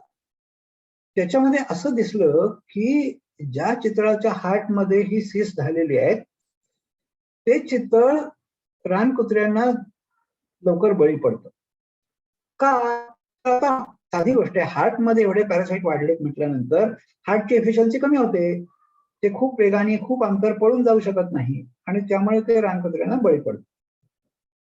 रानकुत्र्यांनी हे चितळ मारून त्याच्यातले मसल्स खाल्ले आणि विशेषतः हार्ट खाल्लं की मग हे जे काही छोटे जीव आहेत ते परत रानकुत्र्याच्या पोटामध्ये जातात. अशी त्यांची लाईफ सायकलच आहे. ठीक आहे, लाईफ सायकल असेल, पुढे काय? पुढे आम्ही असं बघितलं की चितळाच्या पॉप्युलेशन मध्ये हे पॅरासाइट किती आहेत आणि त्यांचं डिस्ट्रीब्युशन कसं आहे याच्यावरती रानकुत्र्याची शिकार यशस्वी होणार की नाही हे अवलंबून आहे. आणि मग मला तर पुढे असं वाटायला लागलं की कदाचित हे जर का छोटे सार्कोसिस्टिस ऍक्सिक्युआनिस असं त्याचं लॅटिन नाव आहे, ते तुम्ही विसरून जा. पण हे छोटे जीव जर का नसले तर कदाचित रानकुत्रा जिवंतच राहणार नाही, कारण त्याचं शिकार करणं हे यांच्यावरती अवलंबून आहे. चितळ भयंकर चपळ असतं, इतकं सोपं नाही चितळाला पकडणं पाठलाग करून. कुठली चितळ सापडतात तर इन्फेक्शन आहे ती चितळ सापडतात आणि मग ते इन्फेक्शन पसरवण्याचं काम हे रानकुत्रे पण करतात, कारण त्यांच्या पोटात ते वाढतं, त्यांना काहीच होत नाही त्याचं आणि त्यांच्या विष्ठेतून बाहेर पडतं आणि मग ते सगळीकडे पसरतं. त्यामुळे रानकुत्री हे छोटे जंतू पसरवतात आणि मग त्याचा त्यांना शिकारीमध्ये फायदा मिळतो. असं आहे. आपल्याला जंगलात जाऊन जीप मधून हे दोन्ही प्राणी बघितले तरी यातलं काही कळणार आहे का? नाही. तुम्ही त्याच्या खोलात जाऊन अभ्यास केला, सॅम्पल घेतली, त्याचं लॅबमध्ये अनालिसिस केलं की मगच हे बाहेर पडणार आहे की असं काहीतरी आहे बरं का. हे एक उदाहरण आहे. अशी असंख्य उदाहरणं आहेत की आपल्याला नसलेल्या, अजिबात माहीत नसलेल्या जीवजंतू जाती त्या वनस्पतींच्या असतील, त्या खाल्ल्यानंतर प्राण्यांच्यावर होणारे कमी अधिक परिणाम असतील, ते सूक्ष्मजीव असतील, ते किडे असतील, त्या गोचिडी टिक्स असतील, यांनी ज्या प्राण्यांचं आपल्याला महत्व वाटतं त्यांच्या आयुष्यामध्ये अनेक बदल होत असतात आणि ह्या बदलांमध्ये आपल्याला काहीच कळत नाही, आपण त्याच्याकडे बघत असतो. बाय असे आणखीन काही गोष्टी अशा आहेत की ज्या मला अभ्यास करताना सापडल्या. उदाहरणार्थ हत्तीमध्ये आता हा टस्कर आहे. मेलला भारतातल्या हत्तीमध्ये फक्त नराला सुळे असतात, माद्याला नसतात. आणि असले तर अगदी असे थोडके लट्टाशस म्हणतात, अगदी जस्ट तोंडातून बाहेर आले न आले इतके छोटे असतात. तर टस्कर मध्ये आपल्याला नेहमी असं दिसतं की काहींचे टस खूप लांब असतात आणि काहींचे अगदी छोटे असतात. तर वयाबरोबर ते वाढतात ही गोष्ट खरी आहे, पण काही काही हत्ती वयाने खूप वाढले तरी त्यांचे टस इतके मोठे वाढत नाही. काही काहींचे कमी वयामध्येच भरपूर वाढतात. आता इथे जो हत्ती दिसतो ना तुम्हाला, याचं वय साधारणपणे 20-25 वर्षापेक्षा जास्त नाहीये. कशावरून म्हणाल तर कानावरून. हत्तीचं जसं वय वाढतं ना तसं कानाचा हा वरचा पडदा फोल्ड व्हायला लागतो. म्हाताऱ्या हत्तींचा कान वरचा पूर्ण असा पडलेला असतो, कानाचा वरचा भाग. तर ह्याचा अजून पडलेला नाही, पडायला जस्ट सुरुवात झाली. म्हणजे हा 20-25 वर्षाचा हत्ती आहे आणि 20-25 वर्षाच्या हत्तीचे सुळे केवढे मोठे आहेत बघा. तर काही हत्तीचे सुळे खूप वाढतात, काहींचे कमी वाढतात. तर याच्यामध्ये जेनेटिक्स पण असणार आहे, याच्यामध्ये अनेक गोष्टी असणार आहेत. पण मला एक असं लक्षात आलं की एक विशिष्ट प्रकारचे निमॅटोड्स हे ज्या हत्तींच्या पोटामध्ये खूप जास्ती प्रमाणात वाढतात त्यांचे सुळ्याची वाढ खुंटते, त्यांचे सुळे फार वाढत नाही. आणि ज्यांच्यामध्ये हे नसतात त्यांचे सुळे खूप मोठे होतात. आता ह्याच्या मागचं काय आहे आपल्याला काही माहित नाही, पण हे केवळ हा दिसलेला पॅटर्न आहे की हत्तींच्या सुळ्याची वाढ आणि त्यांच्या पोटामधले निमॅटोड यांचा एकमेकाशी काहीतरी संबंध आहे हे नक्की. तसं वाघामध्ये आम्हाला असं सापडलं की वाघामध्ये पॅरासाइट्सचं प्रमाण जबरदस्त आहे. They are living museums of parasite. मी कित्येक पोस्टमॉर्टम केले, चितळ उघडली, सांबरं उघडली, गवे उघडले, हत्तींचं पोस्टमॉर्टम केलं, वाघांचं पण केलं. पण त्यामध्ये वाघाच्या पोटामध्ये जेवढ्या प्रमाणावरती जंत दिसतात, नॉर्मल वाघ बरं का, तेवढ्या प्रमाणात इतर प्राण्यांमध्ये दिसत नाही. त्याच्यामध्ये माझं असं लक्षात आलं की मोठे मेल्स टेरिटरी होल्डर्स जे आहेत त्यांच्यामध्ये पॅरासाइट्स कमी आहेत आणि जे त्यामध्ये दुबळे आहेत त्यांची स्वतःची टेरिटरी नाही, जे अजूनही इकडे तिकडे हिंडतायत, जास्ती मोठ्या ह्याच्यावरती हिंडून आपल्याला कुठे बसतान बसतं का बघतायत, त्यांच्यामध्ये हे जास्ती असतं. म्हणजे कोण बलवान आहे कोण दुबळा आहे हे ठरवण्यामध्ये कुठेतरी या छोट्या छोट्या जीवजंतूंचा, आणि ते सगळे मायक्रोस्कोपिक आहेत अशातला भाग नाही बरं का, त्यातले काही कित्येक मीटर लांबीचे मोठे आहेत. जसे आपल्या पोटामध्ये कधी कधी टेपवम हे प्रचंड मोठे असतात, तसेच त्यांच्या पोटामध्ये पण असतात. आणि त्यांनी त्यांचं कोणाची टेरिटरी राहणार, कोण नाही, कोण बलवान आहे, कोण दुबळा आहे, हे कित्येक अंशाश, 100% नाही पण कित्येक अंशापर्यंत तुमच्या पोटात काय याच्यावरून ठरत असत. मग अस्वलाच्या पोटामध्ये खूप असे गमतीच्या गोष्टी मिळाल्या की ज्याचा कुठेच सांग लागत नव्हता, की पॅरासायटॉलॉजीच्या पुस्तकात त्याचं काही नव्हतं. मग मी असंच कोणाला तरी परदेशी कॉरेस्पॉन्डन्स केला की अस्वलाच्या पोटामध्ये मला असे काही खूप गमतीशीर प्राणी मिळत आहेत. तर त्याच्यापैकी एकाने मग मला सांगितलं की हे ऍक्च्युअली इन्सेक्ट्स मधले आहेत. मग हे इन्सेक्ट्स मधल्या जाती असल्या तर त्या अस्वलाच्या मध्ये कुठे आल्या, तर अस्वल खातं ना, अस्वल मुंग्या खातं खूप मोठ्या प्रमाणावरती आणि मधाची पोळी पाडून ते खातं, आपल्या सकट खातं, म्हणजे मधमाशांसकट आणि त्याच्या आळ्या आणि अंड्यांसकट मधाचं पोळं खातं. मग अस्वलाचा आणि या इन्सेक्टचा एवढा अभ्यास आहे की मगाशी तुम्हाला जशी लाईफ सायकल सांगितली ना, चितळामध्ये आणि वाईल्ड डॉग मध्ये होती, तशी लाईफ सायकल अस्वल आणि मधमाशा किंवा अस्वल आणि मुंग्या किंवा वाळवी यांच्यामध्ये काहीतरी असणार आहे. ती काय आहे आतापर्यंत कोणालाही काहीही माहिती नाही. आता थोडं वेगळ्या याच्यावरती जो हे काही केवळ मायक्रोस्कोपिक किंवा पॅरासाइट्स मध्येच थोडी आपल्याला माहित नसलेली विविधता आहे असं नाही.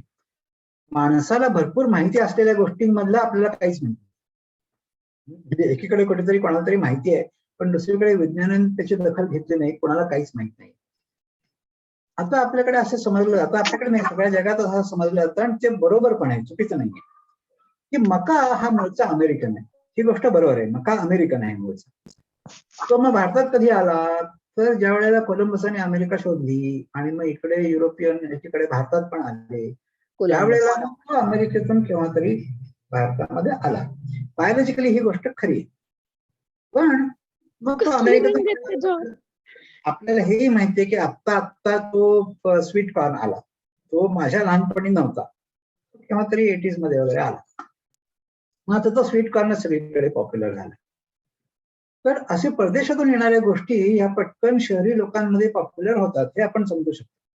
पण सातपुड्यामध्ये जे आदिवासी आहेत, तर सातपुड्यामध्ये भिल्ल आहेत, पावरी आहेत, कोकणी आहेत, असे काही आदिवासी आहेत. त्यापैकी पावरी हे जास्ती करून शेती करणारे आहेत आणि ते पारंपरिक शेती करणारे आहेत. भिल्लांमध्ये शेती करण्याचं प्रमाण कमी आहे, करतात नाही असं नाही, ते प्रमाण कमी आहे. पावरींमध्ये शेती खूप जास्ती केली जाते. तर तिथल्या आदिवासींमध्ये मक्याच्या अमेझिंग व्हरायटीज आहेत की जशा प्रकारचा मका आपल्याला इथे बघायलाच मिळत नाही, आणि या फक्त आदिवासींमध्येच आहे. आणि एक आहे दोन असे नाही, डझनावरही त्यांच्याकडे व्हरायटीज आहेत मक्याच्या. आता हा जो खाली डोंगर दाखवलाय ना, त्याला अस्तंभ्याचा डोंगर म्हणतात, हा सातपुड्यामध्ये आहे. म्हणजे आपल्याकडच्या नंदुरबार, शहादा आणि तिथून पुढे गेल्यानंतर हे लागतं. तर या अस्तंभ्याच्या डोंगरावरती त्यांची दर दिवाळीमध्ये, म्हणजे तुमचा खरीपाचा हंगाम संपला, पिकं काढून झाली की त्या सुगीच्या मोसमामध्ये त्यांची तिथं अस्तंभ्याला एक जत्रा भरते. आणि त्या जत्रेमध्ये ते आपल्या शेतामधलं सर्वोत्तम कणीस हे देवासाठी घेऊन येतात आणि देवाला ही कणसं वाहिली जातात. आणि ही कणसं ते एकत्र करतात आणि परत प्रसाद म्हणून वाटतात. आणि तो मिळालेला प्रसाद लोक खात नाहीत, तर तो बियाणे म्हणून ठेवतात. म्हणजे ही त्यांची एक प्रकारे सीड बँक आहे, जी शतकानुशतक सीड बँक म्हणून चालत आलेली आहे. नुसतं सीड बँक नाही, तर हा त्यांचा काय म्हणतात तेव्हा ब्रीडिंग प्रोग्राम आहे. ही शेतातलं सर्वोत्तम देवाला द्यायचंय आणि जे सर्वात चांगलं असेल ते दिलं पाहिजे, किडकं मिडकं देवाला नाही. त्यामुळे शेतात सर्वोत्तम कणीसने घ्यायचं आणि ते उद्या सीड म्हणून वापरलं जाणार आहे. त्यामुळे त्याचं पुढची जनरेशन तुमची पिकाची जास्ती चांगली येईल, कारण बीज चांगलं तर पीक जास्ती चांगलं. तर अशी एक परंपरागत पद्धत मध्ये, आणि हे त्यांच्या पिढ्यानपिढ्यांनी जपलेलं आहे. हे काही सायन्स मधून आलेलं नाही, हे लोकांच्या पारंपरिक ज्ञानातून आलेलं आहे. आणि मला नेहमी असं आश्चर्य वाटतं की हे जर का गेल्या 300 वर्षात भारतात आले असते, जे पोर्तुगीज आले पहिल्यांदा 1600 मध्ये, त्याच्यानंतर पुढल्या 50-100 वर्षामध्ये युरोपियन कॉलनायझेशन जास्ती झालं. म्हणजे शिवाजी महाराजांच्या काळात 350 वर्षापूर्वी, तेव्हा केव्हा तरी जर का मका भारतात आला असला, तर तो एवढ्या आदिवासींमध्ये आणि इतके व्हरायटीमध्ये कसा पोहोचला, आणि अशा जाती की ज्या शहरी माणसाला माहितीच नाही, त्यांची विज्ञानाने पण अजून दखल घेतली नाही, असा मका आदिवासींकडे कुठून आला, ही व्हरायटी कुठून आली, कोणालाही माहित नाही. पण दुसरीकडे गंमत अशी की भारतामधल्या काही 11व्या शतकातल्या मंदिरांमध्ये, त्याच्यामध्ये कर्नाटकातलं सोमनाथपुरमचं एक मंदिर आहे, मग अंबाबाईच्या हातामध्ये पण मक्याच्या कणसासारखी दिसणारी वस्तू आहे. आता काही ठिकाणी लोकांनी त्याच्यावरती पुटं चढवली आहेत, काही ठिकाणी ती चंद्राची पुटं असतील, ठिकाणी त्याच्यावरती आणखी तुम्ही अलंकार चढवले असतील, काही ठिकाणी सोनं चढवले असतील. त्यामुळे त्याचा मूळ आकार सगळीकडे दिसत नाही, पण इथे दिसतो तेव्हा तो मूळ आकार मक्याच्या कणसाचाच आहे. म्हणजे 11व्या शतकातल्या मंदिरांमध्ये मक्याच्या कणसांसारखा आकार त्या मूर्तींच्या हातामध्ये कुठून आला, कोणालाही माहित नाही. मका तर अमेरिकन ह्याच्याबद्दल काही शंका नाही, तो ओरिजिनल भारतात झाला नाही. याचा अर्थ असा की केव्हा तरी या जातींची वाहतूक अक्रॉस द ग्लोब झालेली असणार आहे. केव्हा कशी कधी झाली हे कोणालाही अजून माहिती नाही. मग आणखीन 1-2 उदाहरणं सांगतो. ही ताडोब्यातली आहेत बरं का. जे 3 फोटो दाखवतो, हे 3ही फोटो ताडोब्यातले. तुम्हाला असं वाटेल की हे शेत आहे, तर हे शेत नाहीये, हे वाईल्ड ग्रास आहे. आणि याला देवधान म्हणतात. तिथे हा भात आहे, तांदूळ आहे, धान. तिथे विदर्भामध्ये भाताला धान म्हणतात. तर हे देवधान हे भाताचा पूर्वज आहे आणि ते तिथे अजूनही खूप मोठ्या प्रमाणावर ते वाईल्ड मध्ये तुम्हाला हे सापडतं. म्हणजे भाताचं आता कल्टिवेशन केलं, त्याच्या खूप व्हरायटीज निघाल्या, मग आता हायब्रिड पण निघाले, आणखी काही नवीन नवीन जाती निघाल्या. हे सगळं जरी झालं तरी भाताचे जे पूर्वज आहे तो विदर्भामध्ये अजून दिसतो. आणि ताडोब्यात म्हणजे आज जीप मधून जाऊ नका, ताडोब्याच्या आजूबाजूला असल्यापेक्षाही जास्त इंटरेस्टिंग गोष्टी आहेत. तर हे तिथे आजूबाजूला ज्या पाणथळी आहेत किंवा पावसाळ्यामध्ये जिथं पाणी साचतं तिथे हे देवधान उगवतं. आणि हा भाताचा पूर्वज अजूनही वाईल्ड मध्ये सापडतो, केवळ कल्टिवेट केलेला नाही. हे दुसरं एक वरती जे दिसतं तेही ताडोब्यामधलं दुसरं एक गवत आहे, जे मोहर्लीच्या तलावाच्या आजूबाजूला आहे आणि इतर कित्येक मग तिथून जुनानाच्या तलावाच्या आजूबाजूला आहे. थोड्या थोड्या पाणथळ जागी जिथे आहेत तिथं हे एक दुसरं गवत वाढतं आणि हे गवत देवधानला दाणा धरतो. आणि देवधानाचा दाणा गोळा करणं खूप अवघड काम असतं, कष्टाचं काम आहे, कारण ते मॅन्युअलीच करावं लागतं. तुमच्या आजची थ्रेशिंग मशीन्स मध्ये ते निघत नाही. तर ते देवधानाचा दाणा गोळा करण्याची स्पेशलाइज काही काही लोकच ते करू शकतात आणि ते 250 रुपये किलो विकलं जातं देवधान, कारण तो गोळा करण्याचे श्रम आहे. तुम्हाला लावावं लागत नाही कारण ते वाईल्ड मध्येच भरपूर आहे, पण ते गोळा करण्याचे जे श्रम आहे, कारण एक एक दाणा मॅन्युअली गोळा करावा लागतो, त्यामुळे ते 250 रुपये किलो विकलं जातं. हे जे दुसरं आहे, तर त्याला लोकल नाव काय आहे मला अजूनही कोणी सांगितलं नाही, मला शोध नाही लागला की याला लोकली काय म्हणतात. ज्याला जसं देवधान म्हणतात तसं याला काय म्हणतात, पण याच्यामधला सुद्धा दाणा खाण्याजोगा असतो, पण हा कोणी आपल्याकडे खात नाही. पण कुठेतरी कंबोडियामध्ये वगैरे हा दाणा खाल्ला जातो आणि मग तिथं त्यांनी त्याच्या व्हरायटीज पण डेव्हलप केलेल्या आहेत, ते शेत म्हणून ते लावतात सुद्धा.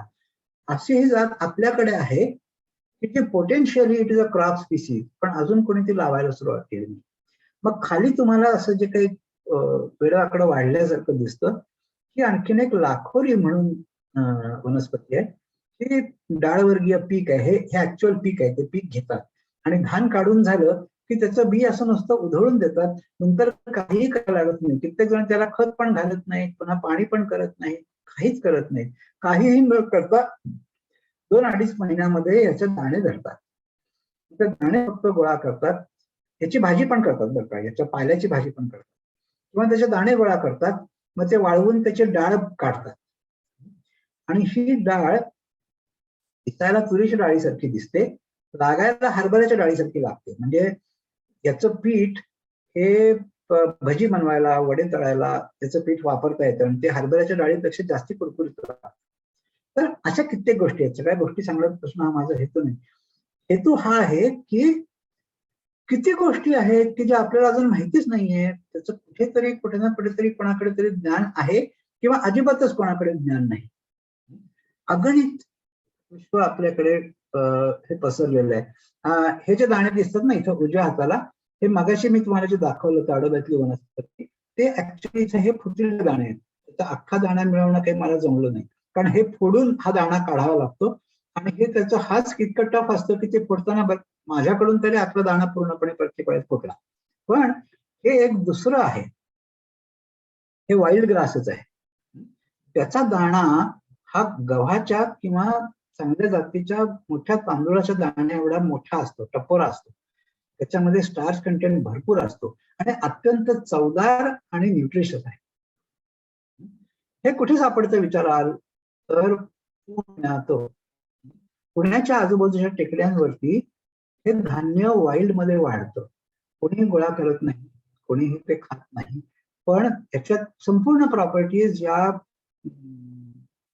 आपल्या धान्याला ज्या असतात त्या सर्व प्रॉपर्टीज याच्यामध्ये आहेत.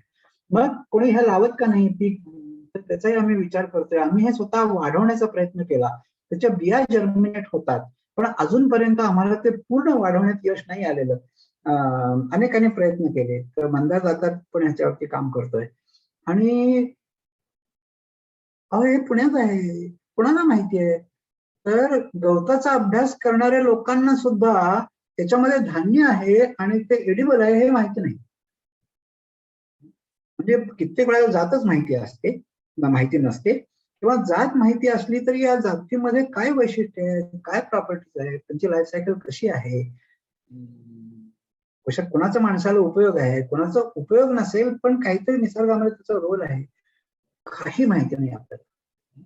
एकूण आपला माणसाचा निसर्गाचा अभ्यास हा काहीतरी असा 0.001% वगैरे असेल, याच्या पलीकडे काही आपल्याला माहित नाही. तर या गोष्टी मी सांगितल्या फक्त अशा अगणित गोष्टी, सगळ्या गोष्टी सांगत मी सुद्धा तज्ञ नाही सगळ्या म्हटला, त्यामुळे सगळ्यात माझ्याकडे खूप गोष्टी आहेत का तर नाही. माझ्याकडे असलेल्या काही इंटरेस्टिंग गोष्टी मी तुम्हाला सांगितल्या. हेतू हा होता की कोणाची तरी उत्सुकता जागी होईल आणि आपण नेहमी पक्षी पाहायला जातो, मग दुर्बीण घेऊन जातो वगैरे, हे तर आहे. पण दुर्बिणी जशी घ्यायला लागते तसं मायक्रोस्कोप पण घ्यायला लागतो आणि फार म्हणजे काहीशे रुपयांपासून ते काही लाख रुपयांपर्यंतचे मायक्रोस्कोप मिळतात. कॅमेरा घ्यायला आपण तसेच कित्येक हजारापासून काही लाखांपर्यंत खर्च करतो. तर छोट्या छोट्या मायक्रोस्कोप खाली दिसणाऱ्या आणि अमेझिंग अशा अनेक जाती आपल्या आजूबाजूला आहेत. कोणी त्याचा अभ्यास केलेला नाही. अभ्यास म्हणजे तुम्ही फार त्याची टॅक्सॉनॉमी करावी आणि त्या फार टेक्निकल कुठे आपण टॅक्सॉनॉमी करतो. आता आफ्रिकेमध्ये सॅव्हाना इलेफंट आणि फॉरेस्ट इलेफंट या दोन वेगळ्या स्पीसीज आहेत का सब स्पीसीज आहेत, त्याच्यावरती त्यांना कित्येक वाद घालायचे ते घाले ना, त्यांनी आपल्याला काही फरक पडत नाही. आपल्याला हे दोन्ही हत्ती इंटरेस्टिंग आहे की नाही, दोन्ही दिसायला वेगळे दिसतात आणि त्या दोघांकडे बघण्यात वेगळी मजा आहे हे आपल्याला कळतं ना, ते आपण बघावं. तर त्यामुळे त्या टेक्निकल झुलाच्यामध्ये नाही जरी शिरलो तरी कुतूहल म्हणून आपल्याला बऱ्याच नवीन गोष्टी दिसू शकतात. त्या पाहण्याची इच्छा एक 4-2 लोकांना झाली तर पुरे आहे. प्रत्येकाने कशाला ना कशाबद्दल तज्ञच व्हायला पाहिजे असं काही नाही. आपण आपला आनंद घेण्यासाठी हे केलं तर खूप झालं, पण त्यातून नवीन नवीन काहीतरी सापडत राहणार. मी बायोलॉजी शिकायला जेव्हा सुरुवात केली तेव्हा मला असं वाटायचं की आपल्या नावावरती एखादी नवीन स्पीशीज आयडेंटिफाय झाली असावी. आता माझ्या असे लक्षात येते की नवीन स्पीशीज शोधणं हे फार अवघड गोष्ट नाहीये, कारण आजूबाजूला प्रचंड प्रमाणात पडलेले आहेत की ज्याचं विज्ञानाने दखलच घेतलेली नाही. हा, कष्ट आहे, तुम्हाला त्याचा अभ्यास केला पाहिजे, त्याचं सगळं शोधलं पाहिजे, मग लिटरेचरमध्ये असं काही होतं का ते बघितलं पाहिजे, आपल्याला सापडलं आहे ते नक्की नवीन कशावरून हे सगळं टेस्ट करून पाहिलं पाहिजे. हे सगळे कष्ट आहेत, नाही असं नाही, पण नवीन गोष्ट सापडणं हे दुर्मिळ अजिबातच नाही. तर कोणीतरी 4-2 तरुण तरुणी, याला वयाचं काही नाही बरं का, मी रिटायर झाल्या काही काही गोष्टींचा अभ्यास मी रिटायर झाल्यानंतर करायला सुरुवात केली. होऊ शकतं 4-2 लोकांना प्रेरणा मिळावी एवढाच माझा बोलण्याचा उद्देश होता. तर मी थांबतो इथे आणि वेळ असला तर काही प्रश्न घेऊ आणि काही कोणाची काही इंटरेस्ट ऑब्झर्वेशन असली किंवा आणखी माझ्या ज्ञानात तुम्ही भर टाकणार असाल तर जरूर टाका. प्रश्नोत्तरांकडे वळण्याच्या आधी मी थोडंसं मध्ये इंटरप्ट करून सरांचे आभार मानेन की खूप सुंदर अशी आयसाईट सरांच्या व्याख्यानात आपल्याला मिळाली. खरं तर मी सरांना फोन केला होता तर तेव्हा माझ्या डोक्यात होतं की हत्ती या विषयावर बोलावं, कारण हत्ती हा आपला हेरिटेज प्राणी आहे आणि हेरिटेज बायोजिओ हेरिटेज असं आपलं हे असल्यामुळे त्याविषयी बोलावं असं मी म्हटलं. पण सरांनी अगदी एका मिनिटात ते खोडून काढलं. आणखी दुसऱ्या मिनिटाला सरांनी विषय सुचवला की आपल्याकडे आजूबाजूला एवढ्या गोष्टी आहेत आणि तो आपला ठेवा आहे, पण त्याच्याकडे आपलं लक्षच नाहीये. त्या विषयावर मी बोलतो आणि एक खूप सुंदर त्याच्यातनं लेक्चर तयार झालं. So thank you very much sir की तुमच्यामुळे खूप वेगळी माहिती आम्हाला मिळाली. उद्याची एक सूचना देऊन मी बाकी सगळ्यांकडे देईन की उद्या संध्याकाळी 6:30 वाजता आपण परत एकदा भेटू. शेवटून दुसरं उद्याचं लेक्चर आहे. आणखी उद्या आपण सुंदरबन या विषयावरती माहिती घेणार आहोत. तर संध्याकाळी 6:30 वाजता नेहमीप्रमाणे आपण भेटूया. आणि आता बाकीच्यांनी प्रश्न विचारा. सर चॅटबॉक्स मध्ये एक माहिती दिली होती तुम्ही जसं म्हटलात तसं की कोकणामध्ये ते देवधान खूप मोठ्या प्रमाणात आहे आणि ते तिथल्या महिला ऋषींच्या उपवासाला खातात अशी एक माहिती दिलेली आहे. हो हो हो. तर कोकणातलं आणि विदर्भातलं देवधान हे एकच असावं अशी माझी समजूत आहे. त्याच्यामध्ये काही उपजाती असल्या परत तर मला माहिती नाही, पण दोन्हीकडे देवधानच म्हणतात आणि दोन्हीकडे ते विशिष्ट प्रसंगी खातात आणि खूप महाग आहे, कारण ते गोळा करणं हे खूप अवघड असतं. बरोबर आहे सर, धन्यवाद सर. विशेषतः आदिवासी महिला ते गोळा करतात आणि ते कापून काढतात आमच्याकडे. मी महाडून बोलतोय आणि रोड साईडला थोड्या पाणथळ जागांमध्ये पाण्याच्या चारी बाजूने ते येतं असे हो. ते थोडे थोडे पुंजक्यांमध्ये असतं, पण आदिवासींना त्याची माहिती असल्यामुळे ते बरोबर काढून आणतात. बरोबर. हे पाहिलं आम्ही आमच्या आजूबाजूला घरामध्ये सुद्धा वापरतात महिला काही. धन्यवाद सर. खूप छान माहिती सर. थँक्यू. पण आता कोकणामध्ये लागवडही करतात असं ऐकलंय मी देवभाताची.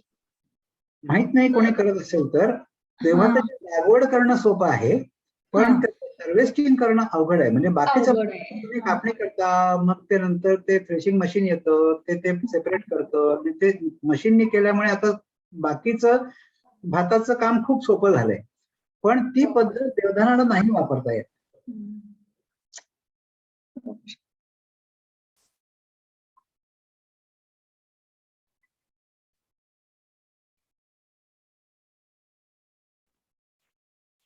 सर एक आणि ह्याचं तुम्ही कारणही सांगतो. देवधान त्या पद्धतीने का काढता येत नाही, तर याचं असं आहे की मुळात तांदळाचा दाणा म्हणजे देवधानाचा दाणा एक एक तयार झाला की पडून जातो.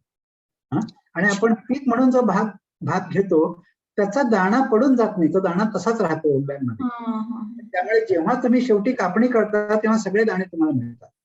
याचा एक एक दाणा तयार झाला की पडून जात असल्यामुळे शेवटी तुम्ही कापणी केली तर तोपर्यंत फार थोडं राहिलेलं असतं. पण म्हणजे थोड्या थोड्या अंतराने ते गोळा करत राहायचे असं करावं लागत असेल. असंच केलं तर तुम्हाला जास्तीत जास्त ते मिळतं. सर आपण जे फुलं जशी खुंटून काढतो ना, हा, तशी साधारण त्या म्हणजे एक दोन दाणे त्या हा. हे घेतात, त्याला विळा वगैरे घेतात आणि त्यांनी ते काढतात. असं म्हणजे टिपून टिपून काढल्यासारखं, खुंटून काढल्यासारखं ते काढावं टिपून लागतं. टिपूनच काढावं लागतं. एकदम मशीननी सगळं गोळा केलं आणि मग ते मशीन मधून त्याचं थ्रेशिंग केलं असं होत नाही. बरोबर. ओके. सर मला एक प्रश्न होता की तुम्ही आपलं चितळ रानकुत्री आणि ते एक मायक्रोबियल याचे रिलेशन दाखवलं. हो. पण ते चितळांना खाल्ल्यानंतर ते चितळ वीक झाल्यावरती ते बऱ्याच वेळा टायगरच्या पण याच्यात म्हणजे त्यालाही शिकार करणं सोपं जात असेल, तर त्यामुळे ती लाईफ सायकल तिथे बंद होते का काय, त्याच्यावरती कोणी अभ्यास नाही केलेला? नाही, ते जर टायगरनी खाल्लं त्याची लाईफ सायकल बंद होते. पण आता फरक असा आहे की वाईल्ड डॉगची शिकार करण्याची पद्धत वेगळी आहे, टायगरची वेगळी आहे. आणि हे वाढतं कुठे, तर हार्टमध्ये वाढतं. त्यामुळे त्यांचा चौकसपणा कमी झालेला नसतो, त्यांची सावधपणा कमी झालेला नसतो, पळून जाण्याचा स्टॅमिना कमी झालेला असतो. आता वाघ खूप अंतर पाठलाग करत नाही, 2-4 उड्यामध्ये पकडतो आणि मारतो. पण रानकुत्री मात्र अर्धा किलोमीटर पर्यंत पाठलाग करतात. आणि त्यामुळे रानकुत्र्यांना बळी पडायला स्टॅमिना जास्ती महत्वाचा, बळी पडण्या न पडण्यामध्ये. वाघाला बळी पडण्या न पडण्यामध्ये तुमचा अलर्टनेस जास्ती महत्वाचा. 2 वेगळ्या गोष्टी आहेत. आणि त्यामुळे यांनी इन्फेक्टेड झालेली चितळ वाघापेक्षा रानकुत्र्यांना बळी पडण्याची शक्यता जास्ती वाढते. Okay, thank you sir. सर आणि सर तुम्ही म्हणालात की वाघाच्या पोटात प्रचंड वर्म्स आणि हे आढळून येतात. हो. ते कशामुळे, म्हणजे वेगवेगळे प्राणी खाल्ल्यामुळेच का काय? नाही, त्याचं हे असं आहे बरं का, की तुम्हाला जर का एखादा प्रेडेटर असेल, म्हणजे आपण चितळं घेतली तर चितळांना प्रेडेटर्स आहेत. तर जेव्हा एखादा प्राणी इन्फेक्ट होतो, त्याच्यामध्ये पॅरासाइट जास्ती प्रमाणावर वाढतात, तर तो 2% 5% तरी वीक होतो ना. आणि असा वीक झालेला पटकन बळी पडतो शिकाऱ्यांना. आणि त्यामुळे या पॉप्युलेशन मधून पॅरासाइट्स असे नेहमी बाहेर काढले जातात. आणि ज्यांना शिकारी नाही ते थोडेसे वीक झाले तरी ते लगेच मरत नाही, त्यामुळे त्या पॉप्युलेशन मध्ये ते जिवंत राहतात आणि मग त्यांच्याकडून तो पॅरासाइट स्प्रेड होत राहतात. आणि त्यामुळे ज्यांना प्रेडेटर नाही त्यांच्यामध्ये पॅरासाइट जास्ती असतात. म्हणजे हे माझ्या पीएचडीच्या कामाचं हे एक काय इन्फरन्स होता की वन्य प्राण्यांमध्ये पॅरासाइट्स आणि प्रेडेटर्स याच्यामध्ये उलट नातं आहे. ज्यांना प्रेडेटर जास्ती त्यांना पॅरासाइट कमी, आणि ज्यांना प्रेडेटर नाहीत त्यांना पॅरासाइट जास्त. ओके, कॉम्प्लिकेटेड आहे.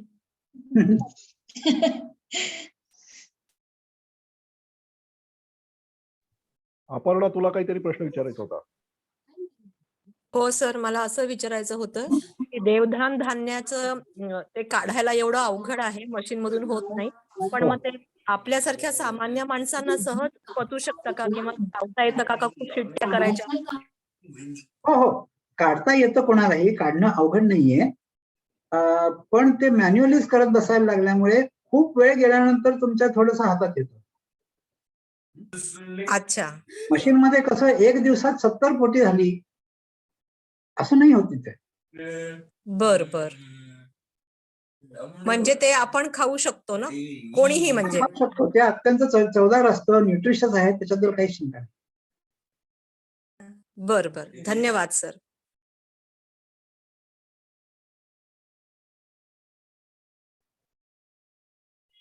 अजून काही प्रश्न आहेत?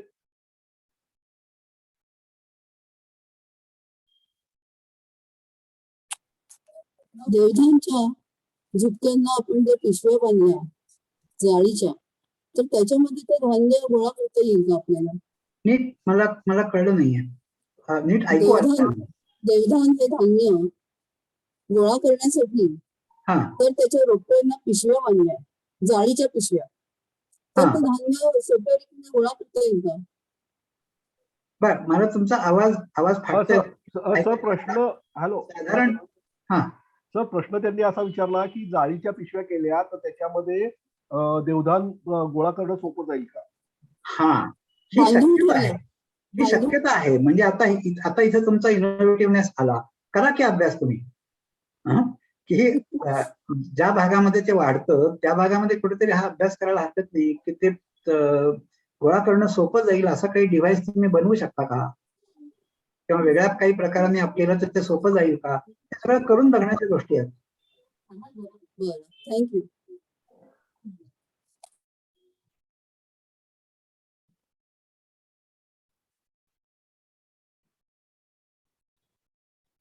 सर, एक प्रश्न चॅट बॉक्स मध्ये विचारलाय, why were the maize grain shows multi colour? काय वेळ काय? मेज ग्रेन शोज मल्टी कलर. हा, तर ते त्याच्या जेनेटिक्स मध्ये आहे. म्हणजे आपण जे आता बियाणं म्हणून घेतो त्याच्यामध्ये जेनेटिक प्युरिटीला खूप महत्व दिलेलं असतं. आणि शेतकरी जे बियाणं आणि विशेषतः पारंपरिक बियाणं जे शेतकऱ्यांनी किंवा आदिवासींनी जपलेलं आहे त्याच्यामध्ये जेनेटिक हेट्रोजेनिटी आहे किंवा मिक्सचर आहे त्याच्यामध्ये मुळात जीन्स मध्येच.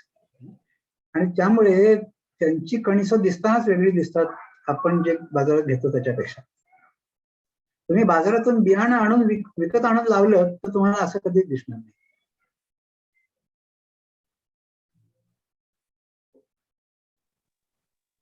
सर, एक विचारायचं होतं की ही जी रंगीत कणसं आहेत ना, हा, तर ती आपल्याला म्हणजे आपल्यापर्यंत ती कधी पोहोचूच शकत नाहीत का? म्हणजे ती फक्त तिकडे धुळे नंदुरबार भागामध्येच राहतात का? हो, तुम्ही जर का त्याला मार्केट दिलं तर येतील ना.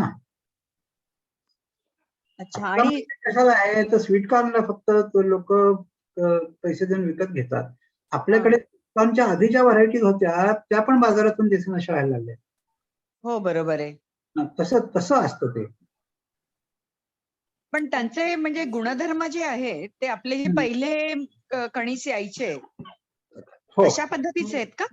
खाण्याचे हो, चव आणि खाण्याला ते साधारणपणे त्या प्रकारचे आहे. ओके. प्रत्येक रंगामध्ये वेगळे हा? गुणधर्म आहेत का? प्रत्येक रंगामध्ये वेगळे गुणधर्म असतील का? हो, त्यांच्याकडे खूप व्हरायटीज आहेत आणि त्या प्रत्येकामधले गुणधर्म काही ना काहीतरी वेगळे आहेत.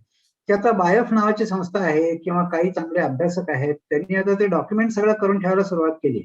त्यामुळे त्याची आता नोंद झाली आहे. पण त्याचा पूर्ण अभ्यास झालाय का नाही अजूनही बराच काळ लागला नाही त्याचा संपूर्ण अभ्यास व्हायला. बरं. सर, आपण तर आता हल्ली हळूहळू ते काय जेनेटिकली मॉडिफाईड बियाणांच्याकडे जाण्याचं त्यांचं येत असलेलं हे वगैरे असं आपल्याकडे चाललंय. आणि हे पारंपरिक मग बियाणं आणि ते टिकवायचं आपल्या त्या राहीबाईंचं जे काही कौतुक झालं. आणि मग आता हे सगळ्याचं म्हणजे सांगड आपण कशी काय घालायची? कारण काय की आपल्याकडे इतकी गरज भली मोठी आणि वगैरे वगैरे असं सगळं? हो. तर बऱ्याच ठिकाणच्या शेतकऱ्यांनी ह्याची सांगड घातलेली आहे. कशी? तर ते बाजारात विकण्यासाठी वेगळी व्हरायटी लावतात आणि स्वतः घरी खाण्यासाठी वेगळी व्हरायटी लावतात. बाजारात जी व्हरायटी लावतात ते हायब्रिड असतात किंवा जेनेटिकली मॉडिफाईड अजूनही बाकीच्या गोष्टींना परवानगी नाही मिळालेली कापसासारखी. पण हे जे आधुनिक बियाणं आहेत ते बाजारात विकण्यासाठी लावतात. पण ते स्वतःच्या घरी कधी खात नाही. स्वतःच्या घरी जास्ती पारंपरिक, जे जास्ती चवदार असतं, जास्ती न्यूट्रिशियस असतं, ते स्वतःच्या घरासाठी. असा मार्ग त्यांनी आपल्या पुरता काढलेला आहे. तुम्ही काय करायचं ते तुम्ही ठरवा. बरोबर आहे. तर उदाहरणार्थ उजनी धरणाच्या इथले जे शेतकरी आहेत त्यांनी पूर्वी जे शाळू ज्वारीचं पीक घ्यायचे हो. ते आता एका कोपऱ्यात थोडस लावतात शाळू आणि बाकी सगळी कमर्शियल व्हरायटी ज्वारीची काढतात. 1 ते 2 पोती भरली की त्यांच्या घराला पुरतो. पुरतं बाकी 50 पोती तुम्ही विका. त्यामुळे आता शाळू हा फक्त काव्यापुरताच राहिलेला आहे आपल्यासाठी. हो हो. तर मी आंबेमोहोर तांदूळाचं पण असंच होतंय का काही, म्हणजे शेतकरी तो कमी प्रमाणात लावतात आणि इंद्रायणी सारखा जास्त होत चाललाय, असं काही आहे का? हो. आंबेमोहोरला एक वेगळा प्रॉब्लेम आलाय बरं का. म्हणजे हा कोणी ऍग्रिकल्चर कॉलेजमध्ये कोणी त्याचा अभ्यास केलाय की नाही माहित नाही. शेतकऱ्यांबरोबर काम करणाऱ्या कार्यकर्त्यांकडनं मी हे ऐकलंय की आंबेमोहोराला आता पूर्वी इतका वास येत नाही. हे आता संगमनेर वगैरे भागामध्ये, जुन्नर संगमनेर या भागामध्ये आंबेमोहोर जो होतो अजूनही आहे. तर तिथल्या शेतकऱ्यांचं म्हणणं असतं की याला पूर्वी इतकी क्वालिटी येत नाही. तर काय येत नाही, तर त्याचं एक संभाव्य कारण असं आहे की पूर्वी ज्या प्रकाराने पाण्याची व्यवस्था होती, ज्याच्यामध्ये जंगलातला पाचोळा वाहून यायचा, तो शेतामध्येच कुजायचा आणि ते एक खूप मोठं ऑर्गॅनिक मॅन्युअर होतं. आता सगळीकडून ते गेलंय आणि आता तो जास्ती केमिकल फर्टिलायझर वाढवला जातो. तर याच्यात तर अभ्यास नाहीये, हे मत आहे. पण म्हणणं असं आहे की हा बदल झाल्यापासून आंबेमोहोराचा वास कमी झाला. खरं खोटं कोणीतरी अभ्यास केल्याशिवाय कळणार नाही. बरोबर. प्रतिभा मॅडम, तुम्हाला काहीतरी प्रश्न विचारायचा आहे? हो, मला याच अनुषंगाने बोलायचंय की मी शेतकरी पण आहे. हा. माझ्याकडे 20 एकर शेती आहे आणि सर म्हणाले त्याच्याशी मी पूर्ण सहमत आहे की मी जो माझ्यासाठी घरी पंपकिन पिकवते किंवा लसूण पिकवते, तर ते लसणाचं तर मला माहित नाही, आर्यांच्या काळातलं पण बी असेल, ते आमच्याकडे परंपरेने आलेलं आहे. तो लसूण नुसता चोळला की त्याचे ते सगळे सालपट निघून जातात आणि इतका सुंदर आरोमा आहे त्याला. कधीतरी जर चुकून बाजारात आणायची वेळ आली तर आम्हाला ती भाजी अजिबात चांगली लागते. प्रत्येक प्रोडक्ट आम्ही जे आमच्यासाठी करतो, सर म्हणतात ते बरोबर आहे, पण सर अडचण अशी आहे की आम्हालाही खूप इच्छा आहे शेतकरी म्हणून हे सगळ्यांना छान मिळावं, पण त्याचं प्रोडक्शन खूप कमी आहे आणि प्रोडक्शन कॉस्ट खूप आहे. म्हणजे गावरान लसूण जर वजनात घेतला तर जो हा हायब्रिड लसूण आहे त्याचं 1 किलो मध्ये समजा 50 कांड्या बसत असतील तर गावरान लसणाचे 150 बसतात. म्हणजे खूप येतो तो क्वांटिटीने पण लोकांची मानसिकताच नाही अजून की आपण चांगलं खाऊयात. तर असे काही ग्रुप माझ्या माहितीमध्ये आहेत. मोरफा म्हणून एक ग्रुप आहे. तर तो ग्रुप, ते आम्ही जे शेतकरी आहोत ते पूर्णपणे सगळं जे पिकवतो ते सेंद्रिय पद्धतीनेच पिकवतो आणि आम्ही बारामतीमध्ये आता एक मॉलच सुरू केलेला आहे. पण एक आहे मात्र की त्याच्यासाठी 4 पैसे जास्त मोजायला लागतील. बरोबर. सर आता बोलू नये पण बोलायची वेळ येते की आता सध्या जर बघितलं तर उत्पन्न निदान निम्म्या लोकांचं तरी चांगलं आहे आणि निम्मे लोक तरी चांगलं खाऊ शकतात. पण प्रत्येकाने कॅल्क्युलेशन केली की आपण हौसेमौजेवर किती खर्च करतो, आपण घराच्या इंटेरियरवर किती करतो, घरावर किती करतो आणि ज्याच्यावर सगळा हा डोलारा चाललाय त्या पोटावर किती करतो. तो नगण्य असं माझं मत आहे. पण हे हळूहळू होतं बरं का. म्हणजे आता जसं गावरान कोंबडीची अंडीची वाढली आहे बदलली पाहिजे आणि पांढऱ्या अंड्यापेक्षा गावरान कोंबडीची अंडी जास्ती महाग मिळायला लागले, तो जास्ती किंमत यायला लागली. आता जास्ती किंमत यायला लागले म्हटले आम्ही तोही प्रयोग करतो आहोत, पण हे कमी येता येईल. आता आम्ही खपली गहू पण आम्ही खपलीच वापरतो, पण त्याचं सर एक पीक खूप कमी येतं ना, तर तो 70 ते 80 रुपयाच्या खाली विकायलाच परवडत नाही. बरोबर. त्याच्या उलट या हम्म. हायब्रिड व्हरायटीज आहेत, पंजाब मधनं येतात, लोकवन वगैरे असतील, आणि त्यातही खूप हायब्रिड झालंय आता प्रचंड. हो, हो. तर ते 18-20 रुपयांनी मिळतं, किंवा फार फार तर 25 रुपये. हम्म. पण लोकांना हे कळत नाही की आपल्यासाठी हितकर काय आहे, आणि थोडासा सुखकरकडे विचार करतात की 4 पैसे कमी जातात वगैरे. हा. अगदी हा म्हणजे तुम्ही सांगता ते त्याच्यावरती तुम्ही तासभर सुद्धा बोलू शकेन. हळदीची टेस्ट सुद्धा आमची वेगळी असते, आणि हो. बाकी सर्वम वगैरे सगळ्या हळदी वेगळ्या असतात. हम्म. तर थोडंसं हेही झालं पाहिजे की थोडं खिशाला चाट बसली तरी चालेल, पण मी मॅडम चांगलं तुमचं खाईन. म्हणणं अगदी बरोबर आहे, पण पुणे शहरामध्ये फरक होतो आहे, हळूहळू होतोय सर म्हणतात तसे. तर दिवस लागतील त्याला, कारण त्याचा खूप वेगळा प्रश्न आहे. आपण आता तो विषय नाहीये, कारण सेंद्रिय आणखी या विषयावर पण खूप बोलण्यासारखं आहे. पण तुमचा मुद्दा कळला. Thank you very much. Thank you sir. अजून कोणाला काही प्रश्न आहेत किंवा हा, मला विचारायचं हो आहे. रजनी मॅडम विचारा. हे जे मल्टी कलर्ड कॉर्न बद्दल सांगत होतात ना, तर ते Amazon वर वगैरे अवेलेबल आहेत. रेनबो कॉर्न स्वरूपात त्याचं सीडलिंग मिळतं. हो हो, ते तर सीड्स मिळतात. पण गंमत अशी आहे की नुसतं मल्टी कलर निघाला म्हणजे तुम्हाला ती व्हरायटी समजली असं नाही.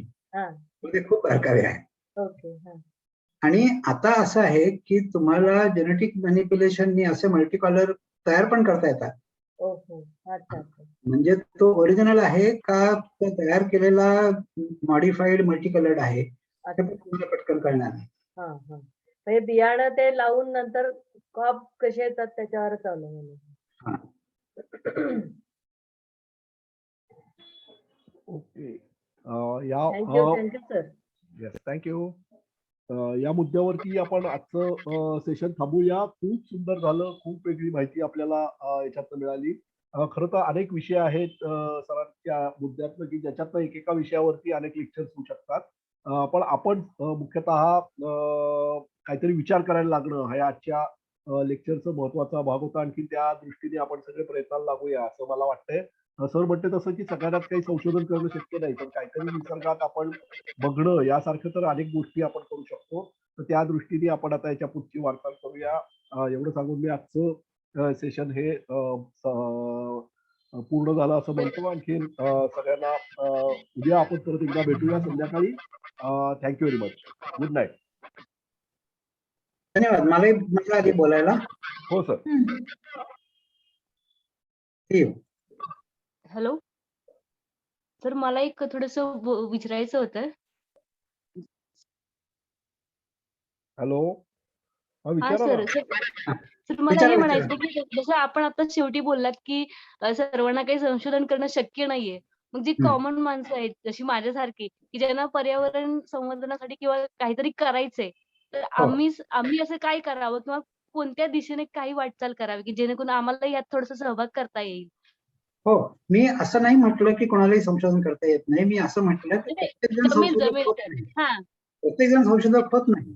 बरोबर आहे. 2 लोकांशी बोललो, त्यापैकी 4 लोकांना पुढे काहीतरी करावं असं वाटलं, त्यापैकी 2 लोकांनी प्रत्यक्षात केलं, एवढंच. तुम्हाला त्यासाठी पीएचडीच असावं लागतं आणि विज्ञानात शिकावं लागतं असं नाही. आपल्या परिसरामध्ये काय आहे, आपल्या परिसराचे प्रॉब्लेम काय आहेत हे नीट समजून घेणं, त्याच्यावरती काही करता येत ना, हे कोणीही करू शकतो. तुम्हाला जर काही असं इंटरेस्टिंग दिसलं आणि त्याच्यावरती तुम्हाला आणखी काही बोलायचं असलं तर तुम्ही मला किंवा माझ्यासारख्या कोणालाही कॉन्टॅक्ट करू शकता. ईमेल करा, पत्र पाठवा, फोन करा, व्हॉट्सअप करा. पण